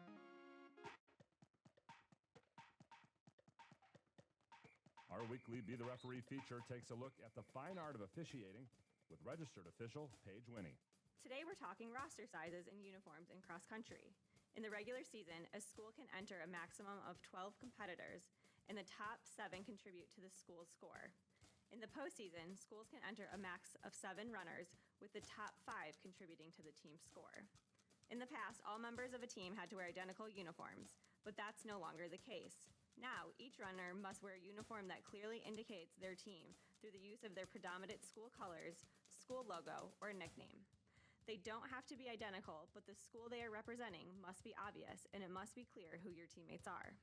Something to think about the next time you're getting ready to run 3.1 miles. Thanks, Paige. Now more than ever, we need officials. If you're interested, please go to the MHSAA website now to register. While it may feel like the school year just started, believe it or not, we're just 4 weeks from the start of the boys' soccer postseason. A majority of teams in the state are about halfway through their regular seasons, and district play starts Wednesday, October 9th. The postseason brackets will be released on September 29th. District winners advance to regional starting October 22nd, and the semifinals are on October 30th. The finals will once again be at Grand Ledge High School, with all 4 division championships taking place on Saturday, November 2nd. The Division 4 final will start things off that day at 10 a.m., followed by Division 3 at 12:30, Division 2 at 3:30, and Division 1 at 6 o'clock. And all 4 finals can be seen live on the NFHS network. Last year, Troy Athens, Grand Rapids Christian, Hudsonville Unity Christian, and Muskegon Western Michigan Christian were all crowned champions. Each team's Michigan Power Rating, which is used to determine the seeds in each district, can be found online. Just go to MHSAA.com, select soccer, and then MPR. Also on the soccer page, learn more about red cards, handballs, and the offside rule. You've been listening to This Week in High School Sports, powered by Michigan Student Aid, a production of the MHSAA Network. Thanks for joining us. I'm John Ross, and we'll be back next week. Yep, I bet they could do that. RCB Contracting. From septic systems to professional excavating services, both residential and commercial, RCB Contracting is local. RCB Contracting is reliable. RCB Contracting is dependable. RCB Contracting supports local Evart athletics and wants to wish the Wildcats the best of luck in tonight's game. Teamwork makes the dream work. Call 231-846-0800. RCB Contracting, your excavating pros and winter plow experts. Happiness is ice cream, and ice cream is happiness. So it only makes sense that the Evart Dairy Whip is Evert's happy place. Love soft serve? Come be happy. Prefer a hand-dipped Sunday Wizard? It's happy. Plus, hamburgers, salads, wraps, and coney dogs topped with national chili. When you need a dose of happy, come to the Evart Dairy Whip and leave with a smile. Open 10 till 9 all week. 7th Street in Evart. Happy to support the Wildcats. Let nothing stand between you and the tree stand with the fast, durable Kubota Sidekick. Featuring a gas-powered engine that delivers a top speed of 40 miles per hour, best-in-class acceleration and handling with cargo, and the strength to haul what needs hauling. All backed by a 2-year, 1,000-hour warranty. Get ready for hunting season with the Kubota Sidekick. Visit your local Kubota dealer today. Go to KubotaUSA.com for full disclaimer. Stop by the Ina store, your Cadillac area Kubota dealer in beautiful downtown Ina. Hometown store fixtures are as close as 11071 US 10 in Evart. Miller Liquidators and Store Fixtures not only helps with on-site store liquidations, they have store fixtures like used Lozier shelving, true self-contained coolers and freezers, and they provide delivery and installation, plus sell walk-in coolers and teardrop pallet racking. Supporting the local Evart community for years, both for local stores and the Evart football team. Miller Liquidators and Store Fixtures is a proud local supporter of the Evart football game broadcasts. Go Your Wildcats! friends at Lang Mechanical join all of us in hoping for an Evart football victory. If you want your heating and cooling system to be a winner all year long, get in touch with Lang Mechanical, day or night. 231-388-0632. And go Wildcats! Hi, I'm Michaela. And I'm Lauren. And we're with Big Rapids Roofing, where roofing meets community. Get ahead of the weather and be prepared for winter. Don't wait until it's too late. Call us today to book your free estimate appointment. Whether it's roofing, siding, windows, doors, or gutters, Big Rapids Roofing has got you covered. Call us today at 231-629-8088. Again, don't wait. Call us today at 231-629-8088. Worth Landscaping, a second-generation business, has been a proud supporter of Everett Public Schools and all Everett athletics for more than 25 years. Worth Landscaping specializes in irrigation systems, landscape design, hardscapes, hydroseeding, lawn care, to commercial snow and ice removal in the winter. Contact Josh Worth at 231-349-5693 or Tyler Worth 231-629-5150. It'll be worth the call. Worth Landscaping. Step into the excitement at AJ's Event Center in Evart. Swing in for top-notch bowling lanes, an action-packed arcade, food and spirits with a smashing new experience coming soon. Plus, indulge in all-you-can-eat fish on Fridays and Saturdays. Located just 2 miles west of Evart on US 10, find us on Facebook for all the latest updates and specials. Make every moment unforgettable at AJ's Event Center. Neptune's Ice Cream Shop in downtown Everett carries premium hand-dipped ice cream. With indoor seating, choose a single flavor or go wild for their waffle nachos or flights with 3 to 5 flavors of ice cream. They also offer mini donuts, milkshakes, and $5 to $12 lunch specials with wraps, tacos, sliders, chili, and dogs. Downtown Everett, Neptune's Ice Cream Shop. Just like the Wildcats team, we know that hard work, Jackson, you dedication, there? and a little hometown pride can Yes, achieve sir. amazing things. Ice Mountain is How much longer you want to go between come back? We got 4:30 left on the clock here, so we can go another 3 minutes. Is that all right? That's fine. Let's make Okay. some noise for the Wildcats. I just don't have a whole lot to fill for that time. Your hometown, family-owned propane company, QB Propane, would like to thank their customers for supporting them for several years. Sacrifice, resilience, and teamwork are all part of what makes tonight's Everett High School football game so exciting. Supporting local first is what QB Propane is known for. Propane by the tank or prompt service and delivery. Call QB Propane to find out more or to set up service. 989-544-2188. QB Propane. Transform your space with Extremely Clean, your go-to for impeccable interior room painting projects. Schedule your room before the fall rush with a keen eye for detail and a commitment to excellence. The team at Extremely Clean will bring your vision to life. Don't miss the opportunity for a fresh, vibrant new look. Call 231-408-5943 to schedule your quote today. Extremely Clean, where you say it, we spray it. It takes knowledge and expertise to drill a well, and that's why folks around here trust Waldron Drilling, a fourth-generation family-owned business since the 1930s.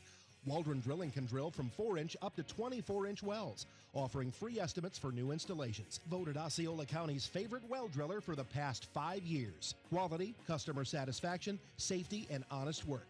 That's the Waldron way. Waldron Well Drilling of Evart at waldrondrilling.com or call 231-734-5168. Stop in to Northland Area Federal Credit Union in Everett, Reed City, or any of their 17 branches in northern Michigan to find great rates on many different financial products. While banks merge more often than you can keep track of and impose increased fees, Northland is a not-for-profit financial co-op committed to helping you save money. They specialize in small business growth and services. Check them out at northlandcu.com. Northland is federally insured by the NCUA. Looking for a heating and air conditioning service that keeps your home comfortable? Introducing Sir Heating and Air Conditioning in Remus, where we pride ourselves on having the cutest servicemen and women with the best butts in town. Ooh! Oops, did I just say that? Now that I got your attention, 60 to our you. team of experts is here to keep your home cozy and Cool. So why settle for ordinary when you can have extraordinary? Call 989-598-0534 to schedule your service today and experience the difference with Sir Heating and Air Conditioning in Remus. That's 989-598-0534. Don't wait, because comfort never looked so good. Sir Heating and Air Conditioning, where comfort meets cuteness. Yep, I bet they could do that. RCB Contracting. From septic systems to professional excavating services, both residential and commercial, RCB Contracting is local. RCB Contracting is reliable. RCB Contracting is dependable. 15. RCB Contracting supports local Everett athletics and wants to wish the 10 Wildcats the seconds. best of luck in tonight's game. Teamwork makes the dream work. Call 231-846-0800. In 5 seconds. RCB Contracting, your excavating pros and winter plow experts. Welcome back here on B1039 as we are getting ready for the second half between the Everett Wildcats and the Roscommon Bucks. Wildcats leading at 32-6. If you're just now joining us, you've missed a lot of offense if you haven't been able to tell by that score already. The Wildcats have done nothing but pass the ball all over the place. And this wide receiving core has really torched the secondary of the Bucks. That has been the big factor here, if you will, tonight, as everybody's starting to do their final warm-ups. And the Wildcats trying to get back to the win column for the first time since week 1. Let's take a quick look at some what's coming up here for the Wildcats. We'll talk about it again coming up, but they'll come back here for one more home game before they go on the road at the end of the month. But Pine River will come into town for a conference matchup.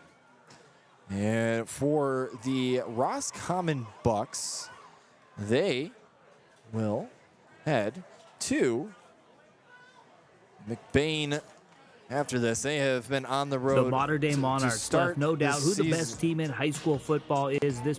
They have been on the computers again. They have been on the road all season long up to this point, and they'll have to do it again next year, or next week rather. So everybody getting ready to go. About 2.5 to go until the official start of the second half. The lights are on, sun is down, nothing but the lights, the field, and the players, and should be another exciting second half. We'll see if the Wildcats continue to run up the score or if they will lay off and try to work on some things that they have been missing. The defense is, once again, struggled a little bit with the run. It's been more times than that they've been stopping it, but it's that third down play. It's that third down play that they've been really struggling with, getting that crucial stop. And well, thankfully for them, they're in a position where they can afford to give up those big plays, but you don't want to keep doing that. I mean, you got to be disciplined enough to get those stops, especially when you have some of those big teams coming in here shortly. But taking a look at the conference standings here tonight, Mill City, of course, in first place with a 2-0 record. They're the one of 2 remaining undefeated teams on the year. McBain, the other one, they have yet to allow any opponent to score a touchdown. Scoring opponents 94-0 in their first 2 weeks. But for Evart, they are currently in third. And it's pretty much conference action for the rest of the way.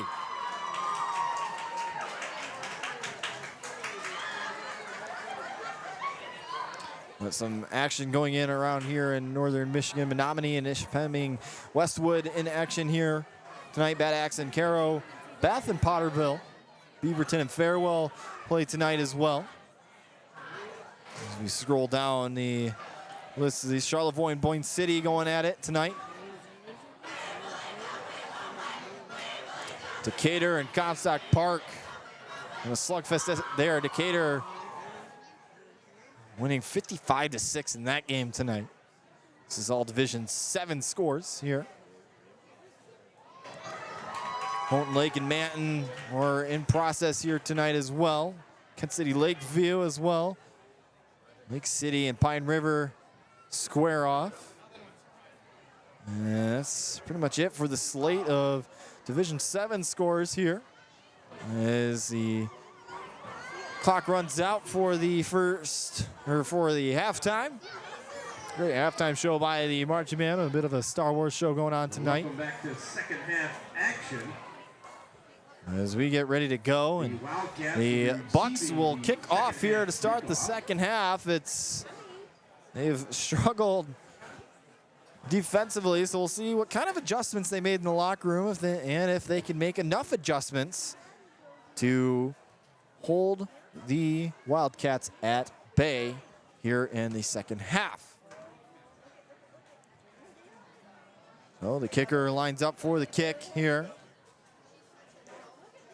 Derscheid back deep to receive. Sitting around just behind the 20-yard line.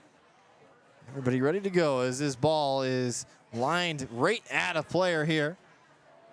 It's going to be Brendan Magnuson who brings it up.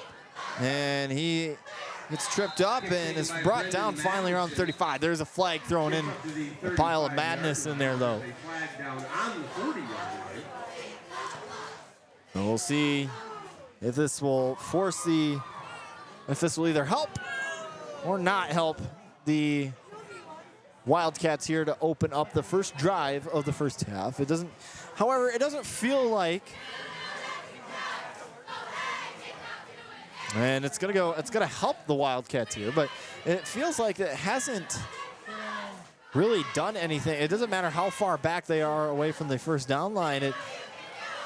They find a way to cross that first down marker. So they're going to set up shop on the 50. Penalties against Roscommon. First and 10 here for the Wildcats. March the Wildcats.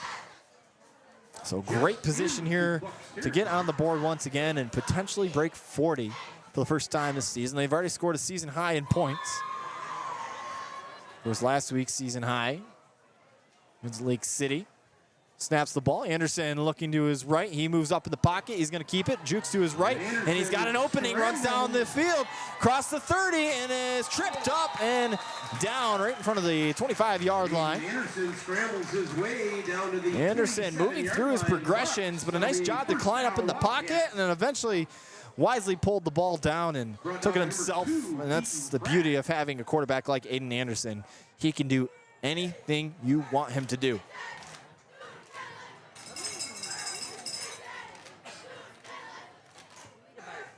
11:27 to go here in the third. Anderson snaps the ball, throws to his right. It's a bit of a screen play. Juked out to his left, and it's Brandon Magnuson who kind of does a big S on the field and finally is brought down. Maybe he gets it back to the line of scrimmage, so it's going to be about second and the same here. No gain on the play. Yeah, they say he just got it enough to get it back to the line of scrimmage. Aiden Anderson has worked out of the shotgun all night long, and that's typically the type of formation that these Wildcats run. Three wide receivers out to his right. He snaps the ball, looking to his receiver out to the left. It's caught, juke, and he breaks the tackle, and he's loose, headed towards the end zone. Lucas Johnson into the end zone. Touchdown, Wildcats. Nothing special on that pass play, just a simple curl route. Lucas Johnson uses agility to break free and into the end zone to make it 38-6. All he needed was a few plays on their first possession of the second half, and Bryson Derscheid will line up for the PAT to try to make it 39-6. And these Roscommon fans just frustrated, and understandably so. Ball snapped, placed down, the kick is up, and the kick is good to make it 39-6. Lucas Johnson on the receive and brings it into the end zone. About a 20-yard pass and catch. And the Wildcats route is on.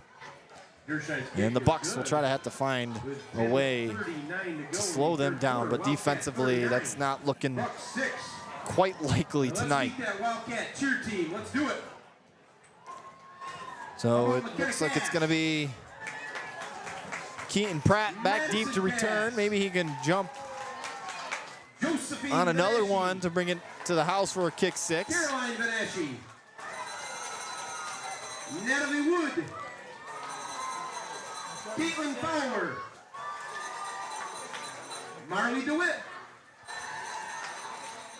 Addison Helmer. So 10:39 to go here in the third quarter. Savannah There's been Cooper. so much scoring, the game has felt like it keeps prolonging and prolonging, but sometimes you can't always have quick games. Not that you want it to go quick, but very similar to Vanessa Atkins. that week one game that went so quick and it was so exciting. The cheer team is coached by Miss Taylor Bryant and Miss Morgan Johnson. This game just as exciting, just a lot more scoring in terms of the Wildcats. Thank you, girls.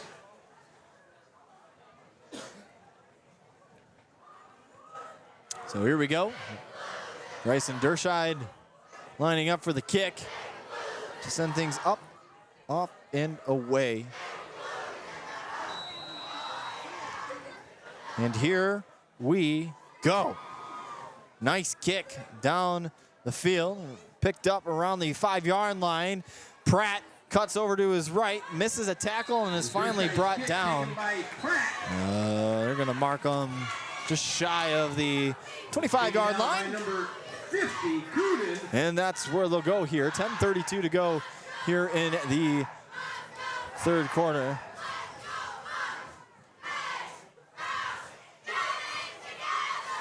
The Bucks desperately needing some offensive positivity.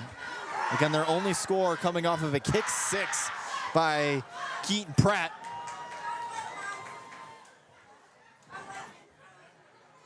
As they try to get one more player onto the field. They were trying to run the ball to begin the game, and well, the Wildcats sniffed that out and stopped it very quickly. And well, now here they were looking more passing here. So it's a quarterback keeper. Sawyer Griffiths will run it up the middle. Gets a gain of about 5 yards or so. So it's going to be about second and half here. Got some help from number 3, Magnuson. And that's pretty much been the only positive gains here for the Bucks yards. tonight. It's Second been and Sawyer 5. Griffiths, who is, maybe it's his line collapsing, but he has not been able, he either breaks off and runs down the end zone, or he can pick off a few. And that's pretty much, again, has been their only offense. They've not been able to get anything going. So Griffiths will once again line up underneath the center. Snaps the ball, rolls out to his left, and he slips on the grass. And it's going to be a bit of a loss. And now we got a flag. And this might be Slips and goes an down. unsportsmanlike conduct. There was a Wildcat in there. Cody McCoy was in there, but it looked like he kind of slipped too. Maybe some frustration building up on the Bucks side of things too. He's got to try to keep a level head though. You don't want to feel like you're coming off too arrogant on the Wildcat side of things, but you also don't want to feel like kind of like a poor loser on the Bucks side of things. So they're both, I believe they're going to be getting an unsportsmanlike conduct on both sides, but it's going to offset each other, so no difference there. So the ball will just stay put. 9:39 to go, 2nd and 5 on the 27-yard line for the Bucks. 39-6 Wildcats lead it. Wildcats trying to get another big stop here. We want to keep adding on to the scoreboard. Griffith snaps the ball, drops it a little bit, will keep it, runs up the middle and is brought down. It's about where the, maybe around where the original line of scrimmage would have been. So 3rd and 2 here. Vanderland on the stop. The Bucks trying to get a first down here. The Wildcats, though, needing to get a stop. They have not. They've struggled on these big stops. So they're loading up the box here. Showing about a 6-man front. They're stuffing the line. The ball, they're actually handed off to a running back, it looked like, who Griffiths was able to poke his way through and pick up about 5 yards on the play. So that's enough for a first down. And it's going to be 1st and 10 at about the 38-yard line. Nice pickup there. You can't go wrong with that.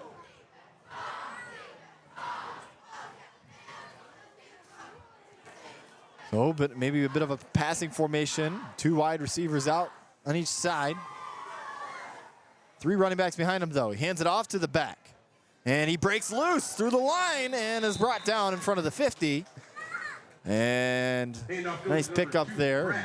That rushing defense, although it looks a little bit better tonight here for Evart, still struggling. And it feels like they give up on average about 5 or plus yards a carry. That's not always what you want. So it'll be 2nd and 3 officially. Snaps the ball. Griffiths hands it off to his back, who tries to push his way across the first down line, but he's actually going to get pushed by the Wildcats defense. And it's brought down. Looks like it was tackled by Gabe Mitchell there, one of the defensive linemen for the Wildcats. Tackled by number 63, Mitchell. He's going to get enough yardage. But they're going to say he broke the first down line.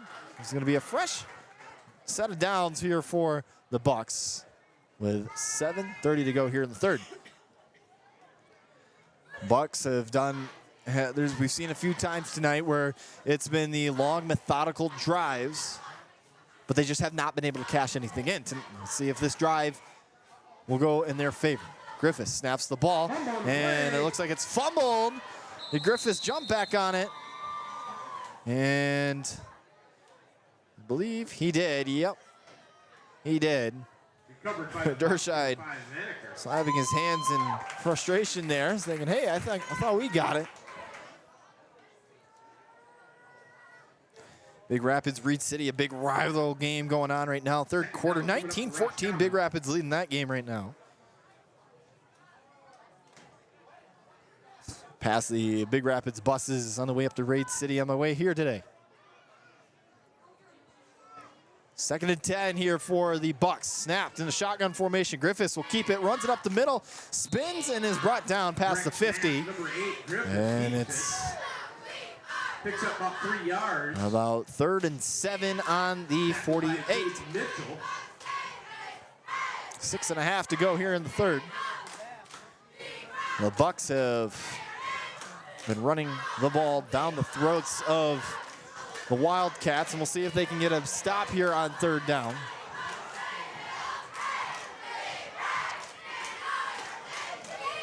They keep it. Griffiths runs out to the right side and is met by the defensive line, who was pushed back for a bit of a loss there.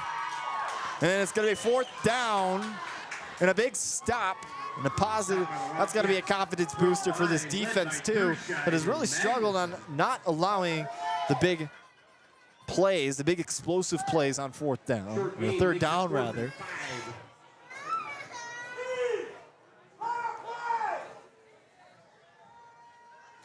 Frustration from some of these Bucks fans, it feels like. And it looks like we're setting up for a punt here. We are, the punt. And a bit of a low squib-like punt. And they're just gonna let it roll. It rolls all the way down to about the 7-yard line. And that's where the Wildcats are gonna set up shop. No problem for them though. They've been able to move the ball very well all game long. So now you're at the point where you're up 39-6 here, 5:17 to go in 3rd. Do you just try to pound the ball, run the ball? I mean, you've been able to, it feels like anytime you move the ball, you break away for a big score. So that's pretty much the inevitable right now. But and now Aiden Anderson. Aiden Anderson snaps the ball. He's showing pass. He pumps it to his left. He'll throw deep down the left sideline. Got a man caught at the 30. He's off to the races. 45-40, 35-30, and tripped up and down around the 25 for a big play on the first play of the drive. And man, oh man, throwing from his own end zone all the way down to the 25, a big pickup there. And Aiden Anderson just stat padding right now, it feels like. That was the man, the myth, the legend, Lucas Johnson on the catch and carry. Anderson snaps the ball, hands it off to Cameron Swales, who runs it out to the right. He's got a hole, brought down across the 20, and it'll be 2nd and short here. As we're under 4:45 to go here in the 3rd. Man, I could just watch Aiden Anderson throw to these receivers all day long. I mean, he has been, again, torching the secondary. Anderson snaps the ball. It's looking like a pass, but there's a flag. And I felt like there was some early motion there, and that's a false start. So that's going to move the ball back. That's going to move them back. It's going to be 2nd and long now. And bring up a that's a bit of a drive killer. 9. We've seen that time and time again with these Wildcats.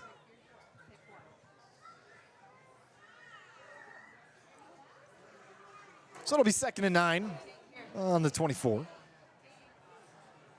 Anderson in the shotgun formation yet again. 3 receivers to his right, 1 to his left. Running back in motion as he moves out to his left.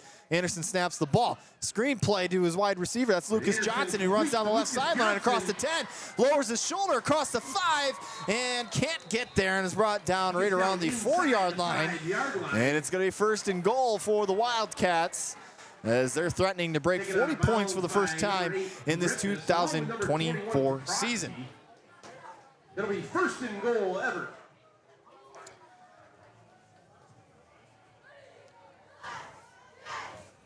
So 1st and goal, for the Wildcats here.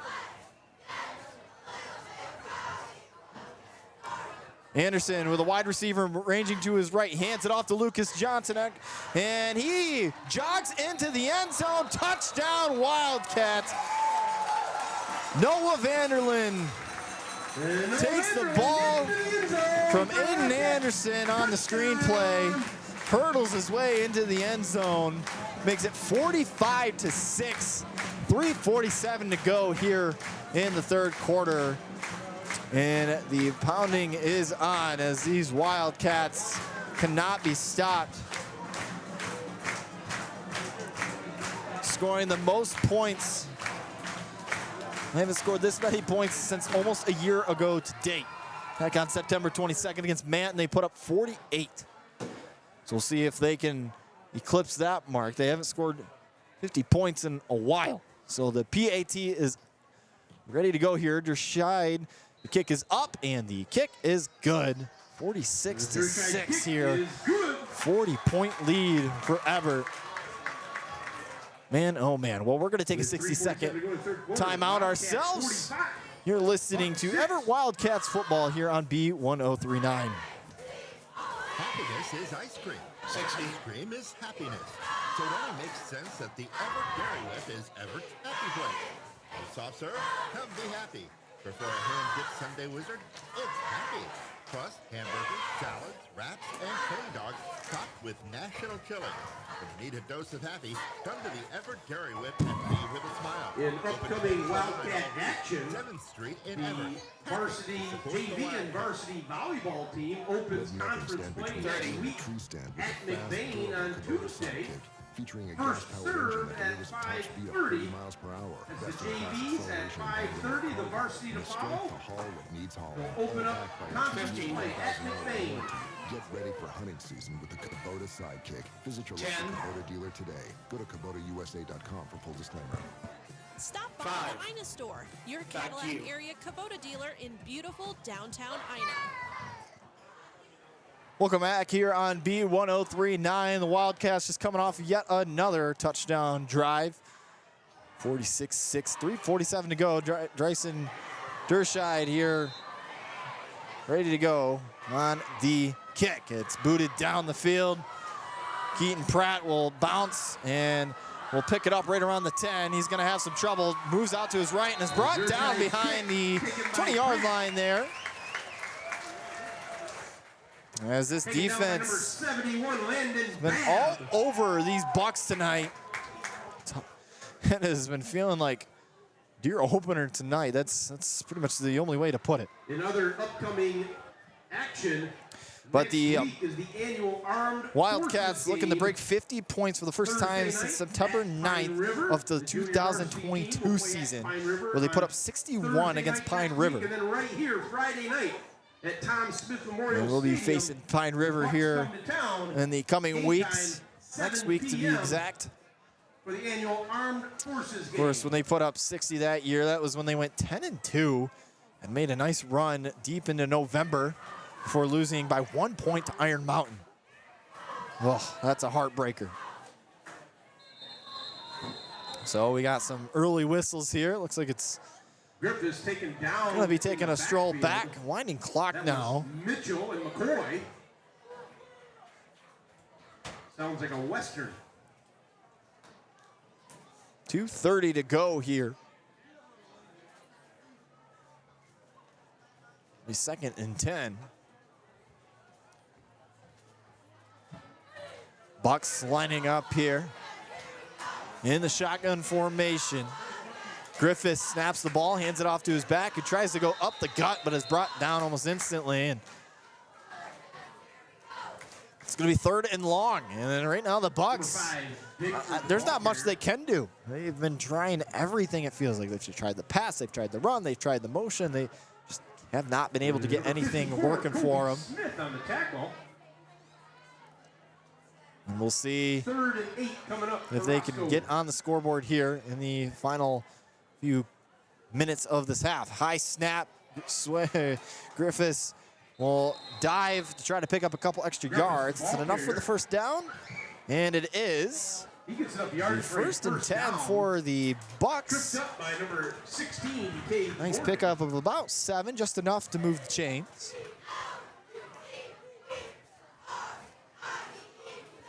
Winding clock now with the 40-point lead.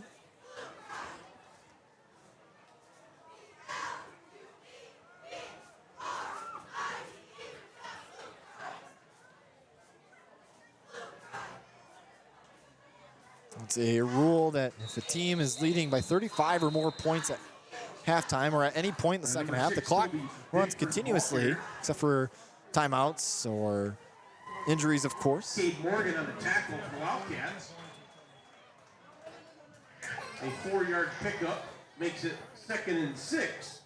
You can get those 50-50 tickets out anytime. So 2nd and We'll be 6 here announcing for a the winning ticket shortly. Bucks. Some of the crowd starting to thin out, not as packed as it was to start the game. It's been a packed house, more so than a couple weeks ago. Ball handed off and met at the line, but he breaks away, tries to get out to the outside, but once again swallowed up again for maybe about a loss of 1 or 2. McCoy was the first to get Gonna be 3rd and long again here for the Bucks. No gain on the play.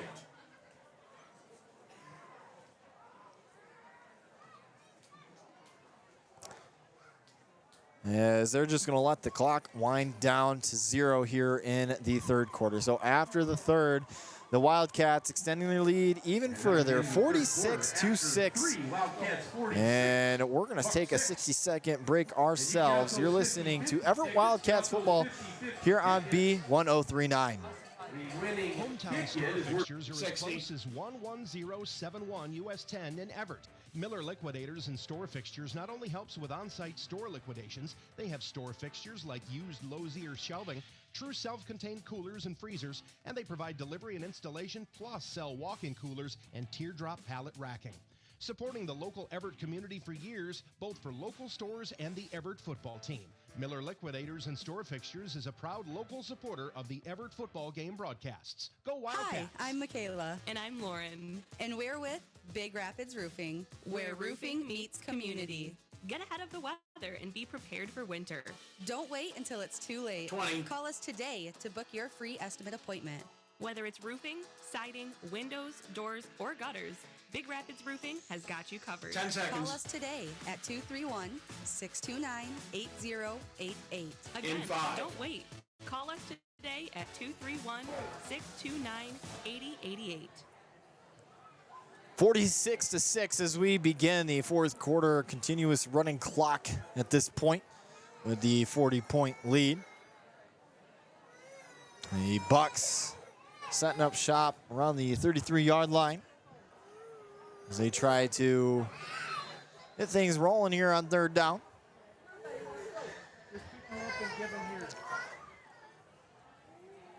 Ball snapped and pitched to one of the receivers in motion and is stuffed behind the line of scrimmage. That's going to be a loss about 1 or 2 here.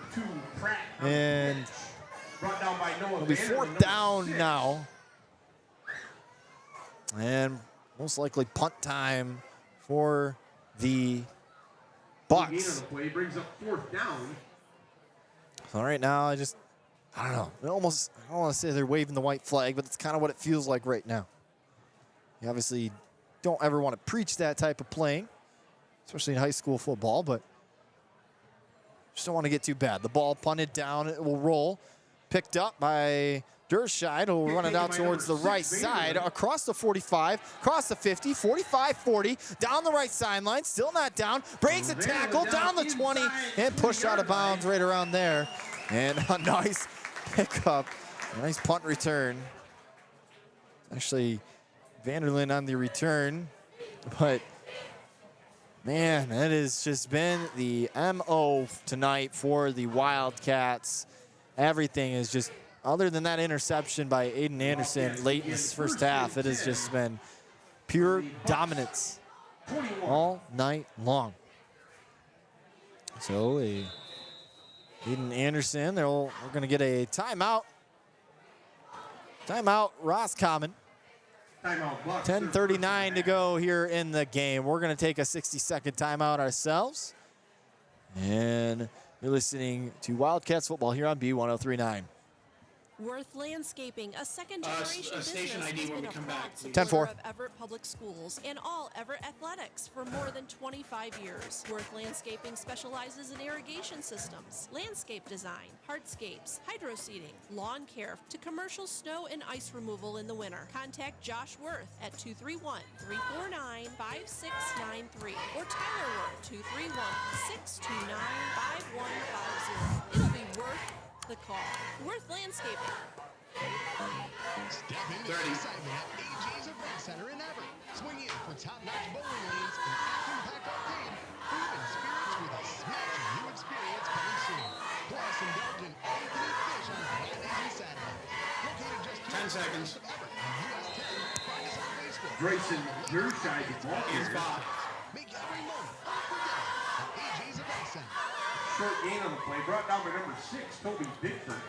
Well, during the break, we missed a play, but not much going on in that play anyway. Maybe a couple of inches on the play. So it'll be 2nd and 10 here as Aiden Anderson tries to lead yet another touchdown drive.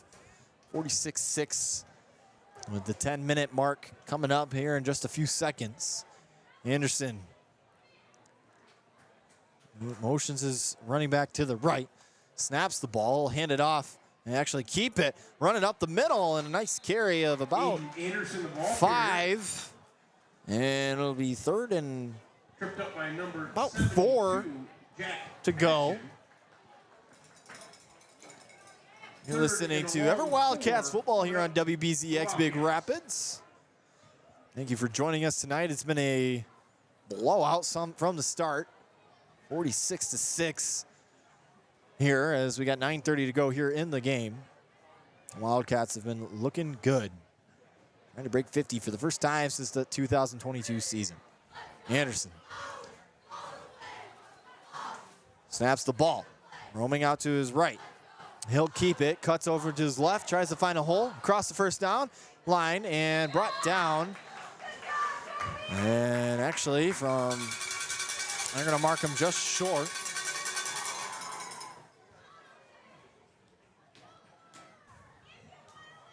Fourth and 4. And it looks like we're gonna go for it here. Dershide does have the leg. We've seen him kick the ball some pretty far distances, even on those PATs. They go a long ways, but not this time. Anderson trying to complete a 4th down conversion here. Looking to his left, he throws left. He's got a man wide open, cuts his left, into the end zone, touchdown Wildcats. He gets in for a rocket, touchdown. Lucas Johnson with another touchdown. And he brings into the end zone. It's now 52-6. As the pouring on of points continue here tonight.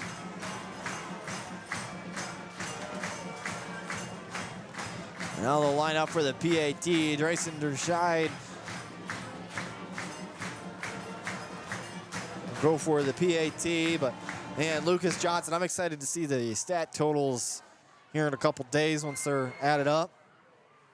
Fortunately, we don't have the pleasures of seeing instant lifetime stats, but I'm sure his stats are off the charts here tonight. Kick is up, and the kick is blocked. No good. Struggling, though, on those point after attempts tonight. So it'll be 52-6 with 8:25 to go. Let's beat those Roscommon cheerleaders. Well, some other sponsors that we would like to thank here at B1039 for making tonight possible and every Friday night possible. RCB Contracting, Big Rapids Roofing, AJ's Event Center, and Evert Dairy Whip, just to name a few. And again, thank you to those kind folks for allowing us to do this every Friday night. And hopefully, if you're unable to attend tonight's game, or if you're just on a long drive tonight, you've been able to enjoy some high school football.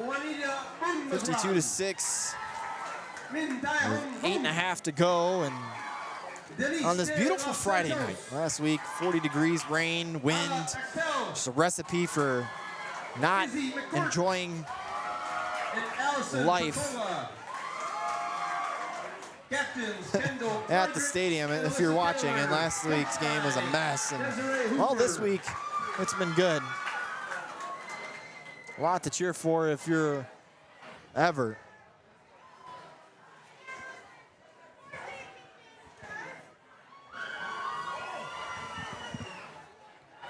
So Dershide ready to go here for the kick.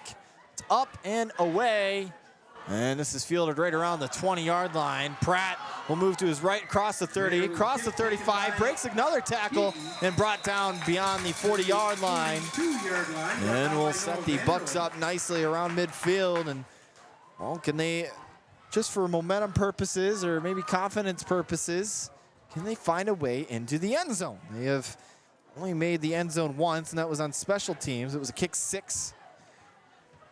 Kick 6 by Keaton Pratt, and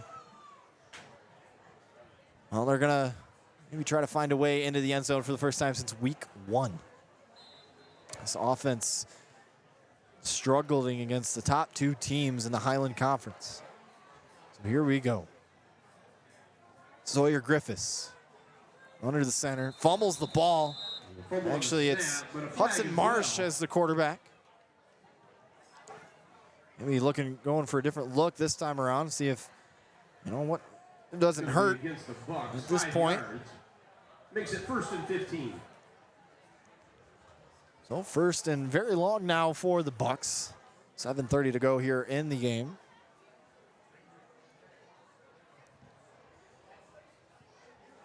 Hudson Marsh under the center, snaps the ball. He'll hand it off to his back, who cuts to his left and is met at around the first down line and is finally brought down, but doesn't pick up more than 5 on the play, so it'll be 2nd and 10. Toby Bigford, living by his name. He is one of the big men behind the line who's really been able to move the ball quite well against this defense, who otherwise has looked really good tonight. Maybe a couple more of those and they'll get a first down here.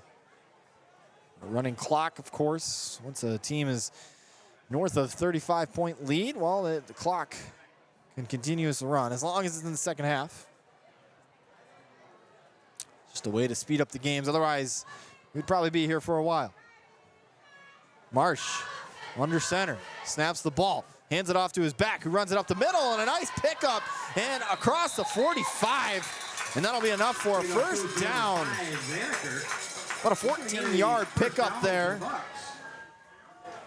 It'll be 1st and 10, and man, they're finding some holes now. For the Wildcats, you want to try to prevent these guys from scoring. I mean, that's another big win for you guys, especially after what you have endured over the last couple of weeks, defensively speaking, on the rushing side of the game. A chance to shut them out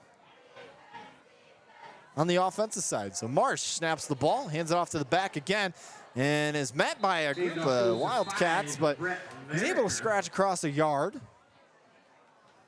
It'll be 2nd 9 here. Some help from Brendan Magnuson. Brings up 2nd down and 9. It's been a great night for the Wildcats as they are coming down the final 5 minutes of this game. And they'll look ahead to next week and try to do more of the same. Right now, this defense just looking to stop this offense from a drive. The Marsh bobbles the snap and is brought down behind the line of scrimmage for a loss of about 4 or 5 yards. So it's going to be 3rd and long now, and you got to feel it for the Bucks fans. They just cannot find a way to have any sort of success moving the ball. Switching up quarterbacks this drive with Hudson Marsh, and hasn't been particularly going well. Marsh has either bobbled or fumbled the snap on what feels like almost every play this drive. And he's had a bit of a delay handing off the ball, which has helped this defense identify where the ball is going. So Evart continuing to crash the box. The receiver in motion. He pitches it off to Bigford down the left line. He's got an opening, cuts to his left, and still not brought down. Across the 30-yard line, still not brought down, and is finally pushed out of bounds around the 35. Finally taken down by and, well, there it is. The 3rd down struggles continue for the Wildcats.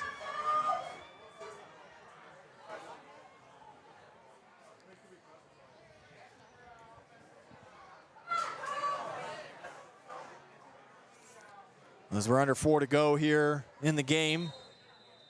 Most of this crowd has fizzled their way out. Now we're going to get a timeout by Roscommon. That's their 2nd timeout of the half. And we're going to take a 60-second timeout ourselves. You're listening to Evart Wildcats football here on B1039. Neptune's Ice Cream Shop in downtown Evart carries premium hand-dipped ice cream. With indoor seating, choose a single flavor or go wild for their waffle nachos or flights with 3 to 5 flavors of ice cream. They also offer mini donuts, milkshakes, and $5 to $12 lunch specials with wraps, tacos, sliders, chili, and dogs. Downtown Everett, Neptune's Ice Cream Shop. Just like the Wildcats 30. game, we know that hard work, dedication, and a little hometown pride can achieve amazing things. Ice Mountain is cheering on the Wildcats as they take the field tonight. We invite you to join in showing your support. At Ice Mountain, we're more than just a business. 10 We're seconds. part of this community, and together, we win. Let's make some noise. In 5.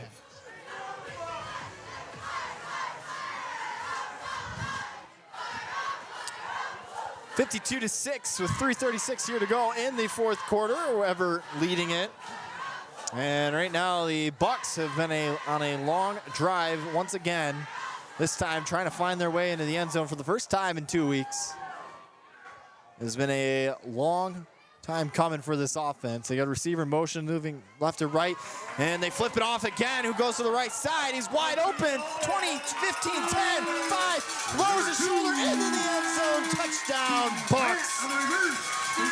And there it is, Roscommon's first touchdown scored since week 1 against Oscoda, making it 52-12 with 3:24 to go. It was a bit of a triple option type look, a receiver moving right to left, and then he flipped it to another. And those are always some of my favorite football plays, those trickery type plays. Those are the only, sometimes in games like this, it's the only way to try to break into the end zone, and well, that time it worked out nicely for him. So they'll line up for the PAT. Keaton Pratt will do the honors. High snap, the kick is up, and the kick is good. Evaded some of the pressure by the special teams defense of Everett. So 52-13, Roscommon getting on the board.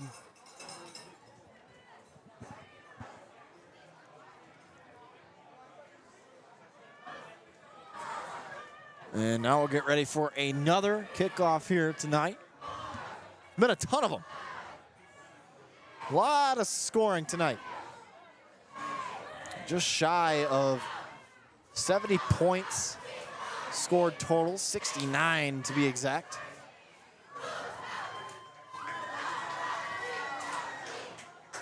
Correction, I can't do math, it's 65.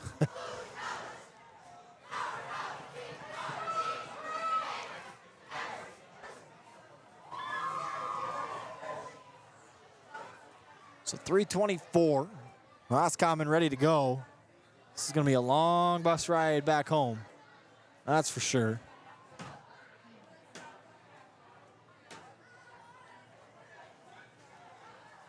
So Evert comes onto the field. We'll see if we see some sort of onside kick, at least to show that they have some fight.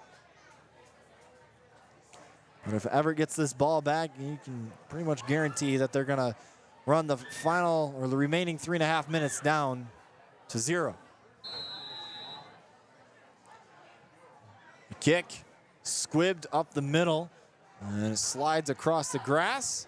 Brendan Magnuson picks it up, runs it towards the right side, across the 40, and is pushed out of bounds. Brendan Magnuson takes and that's where the Wildcats will set up shop right around the 35, and it has been a frustrating night for this Roscommon defense. It feels like they get on the field for a couple of plays, and all of a sudden they're watching the back of the Wildcats jersey into the end zone. Well, we're going to take a 60-second timeout as the Wildcats take a timeout. 52-13, Wildcats lead it. You're listening to B1039. EMS workers, any police department, local, city, state, any military members, Family-owned propane company, anyone Propane would like to thank their customers for supporting them who helps other people. We want to thank those people in honor of Patriot Day this last Wednesday. Let's give those people a big round of applause, please. Supporting local first is what Cuban Propane is known for. Propane by the tank or craft service setup service. 989-544-2188. QB Propane. Transform your space with Extremely Clean, your go-to for impeccable interior room painting projects. Schedule your room before the fall rush with a keen eye for detail and a commitment to excellence. The team at Extremely Clean will bring your vision to life. Don't miss the opportunity for a fresh, vibrant new look. Call 231-408-5943 to schedule your quote today. Extremely Clean, where you say it, we spray it. Anderson in the shotgun formation, snaps the ball, hands it off to his back, who runs it out to the left side, evades, and actually brought down. A nice pickup, and now we got some shoving going on, and got a hurt, a bit of a slow to get up Wildcat here.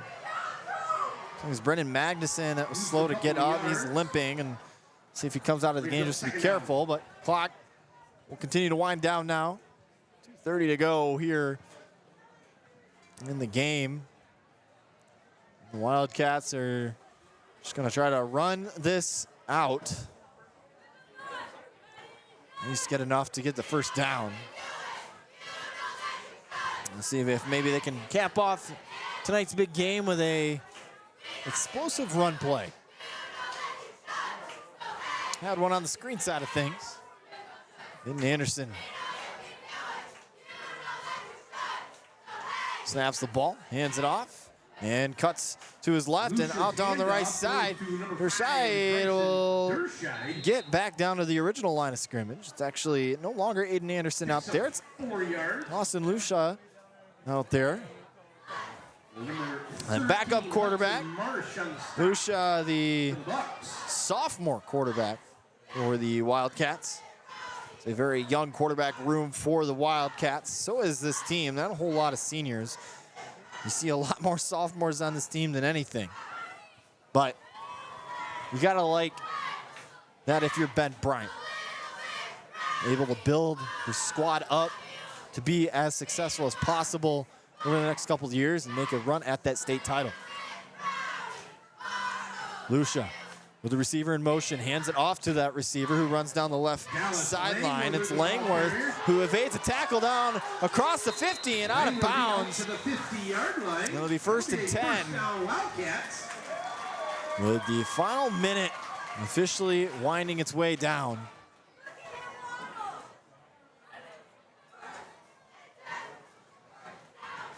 And what a night it has been for these Wildcats. Not gonna break 60, but that's okay. Lucia. Two receivers on each side. Receiver in motion, hands it off to that receiver who goes down the right side, cuts in, bounces back out, across the 45, down to the 40, but pushed out just before. And this might do it. And Ben Bryant calling his guys together. And that's gonna be it here from the Osceola County Fairgrounds. 5 seconds to go. Everybody heading back to their sidelines. And the final buzzer rings. 52 points for the Wildcats, 13 for the Bucks. And what a night has it been. Everett Wildcats coming off a stumper of a game from last week. Coming into tonight looking brand new and ready to go. And next week they'll have to face Pine River, where a couple years ago they put up 60 themselves. So we could see more of this type of football here next week. But once again, 52-13, Wildcats lead it. It was the passing game that got it done. Rushing defense looking a lot better. And the offense for the Bucks getting the end zone one time while the special teams taking care of the other one. Well, that'll do it for me here in Evart, Michigan. Once again, I'm Jackson Hayden.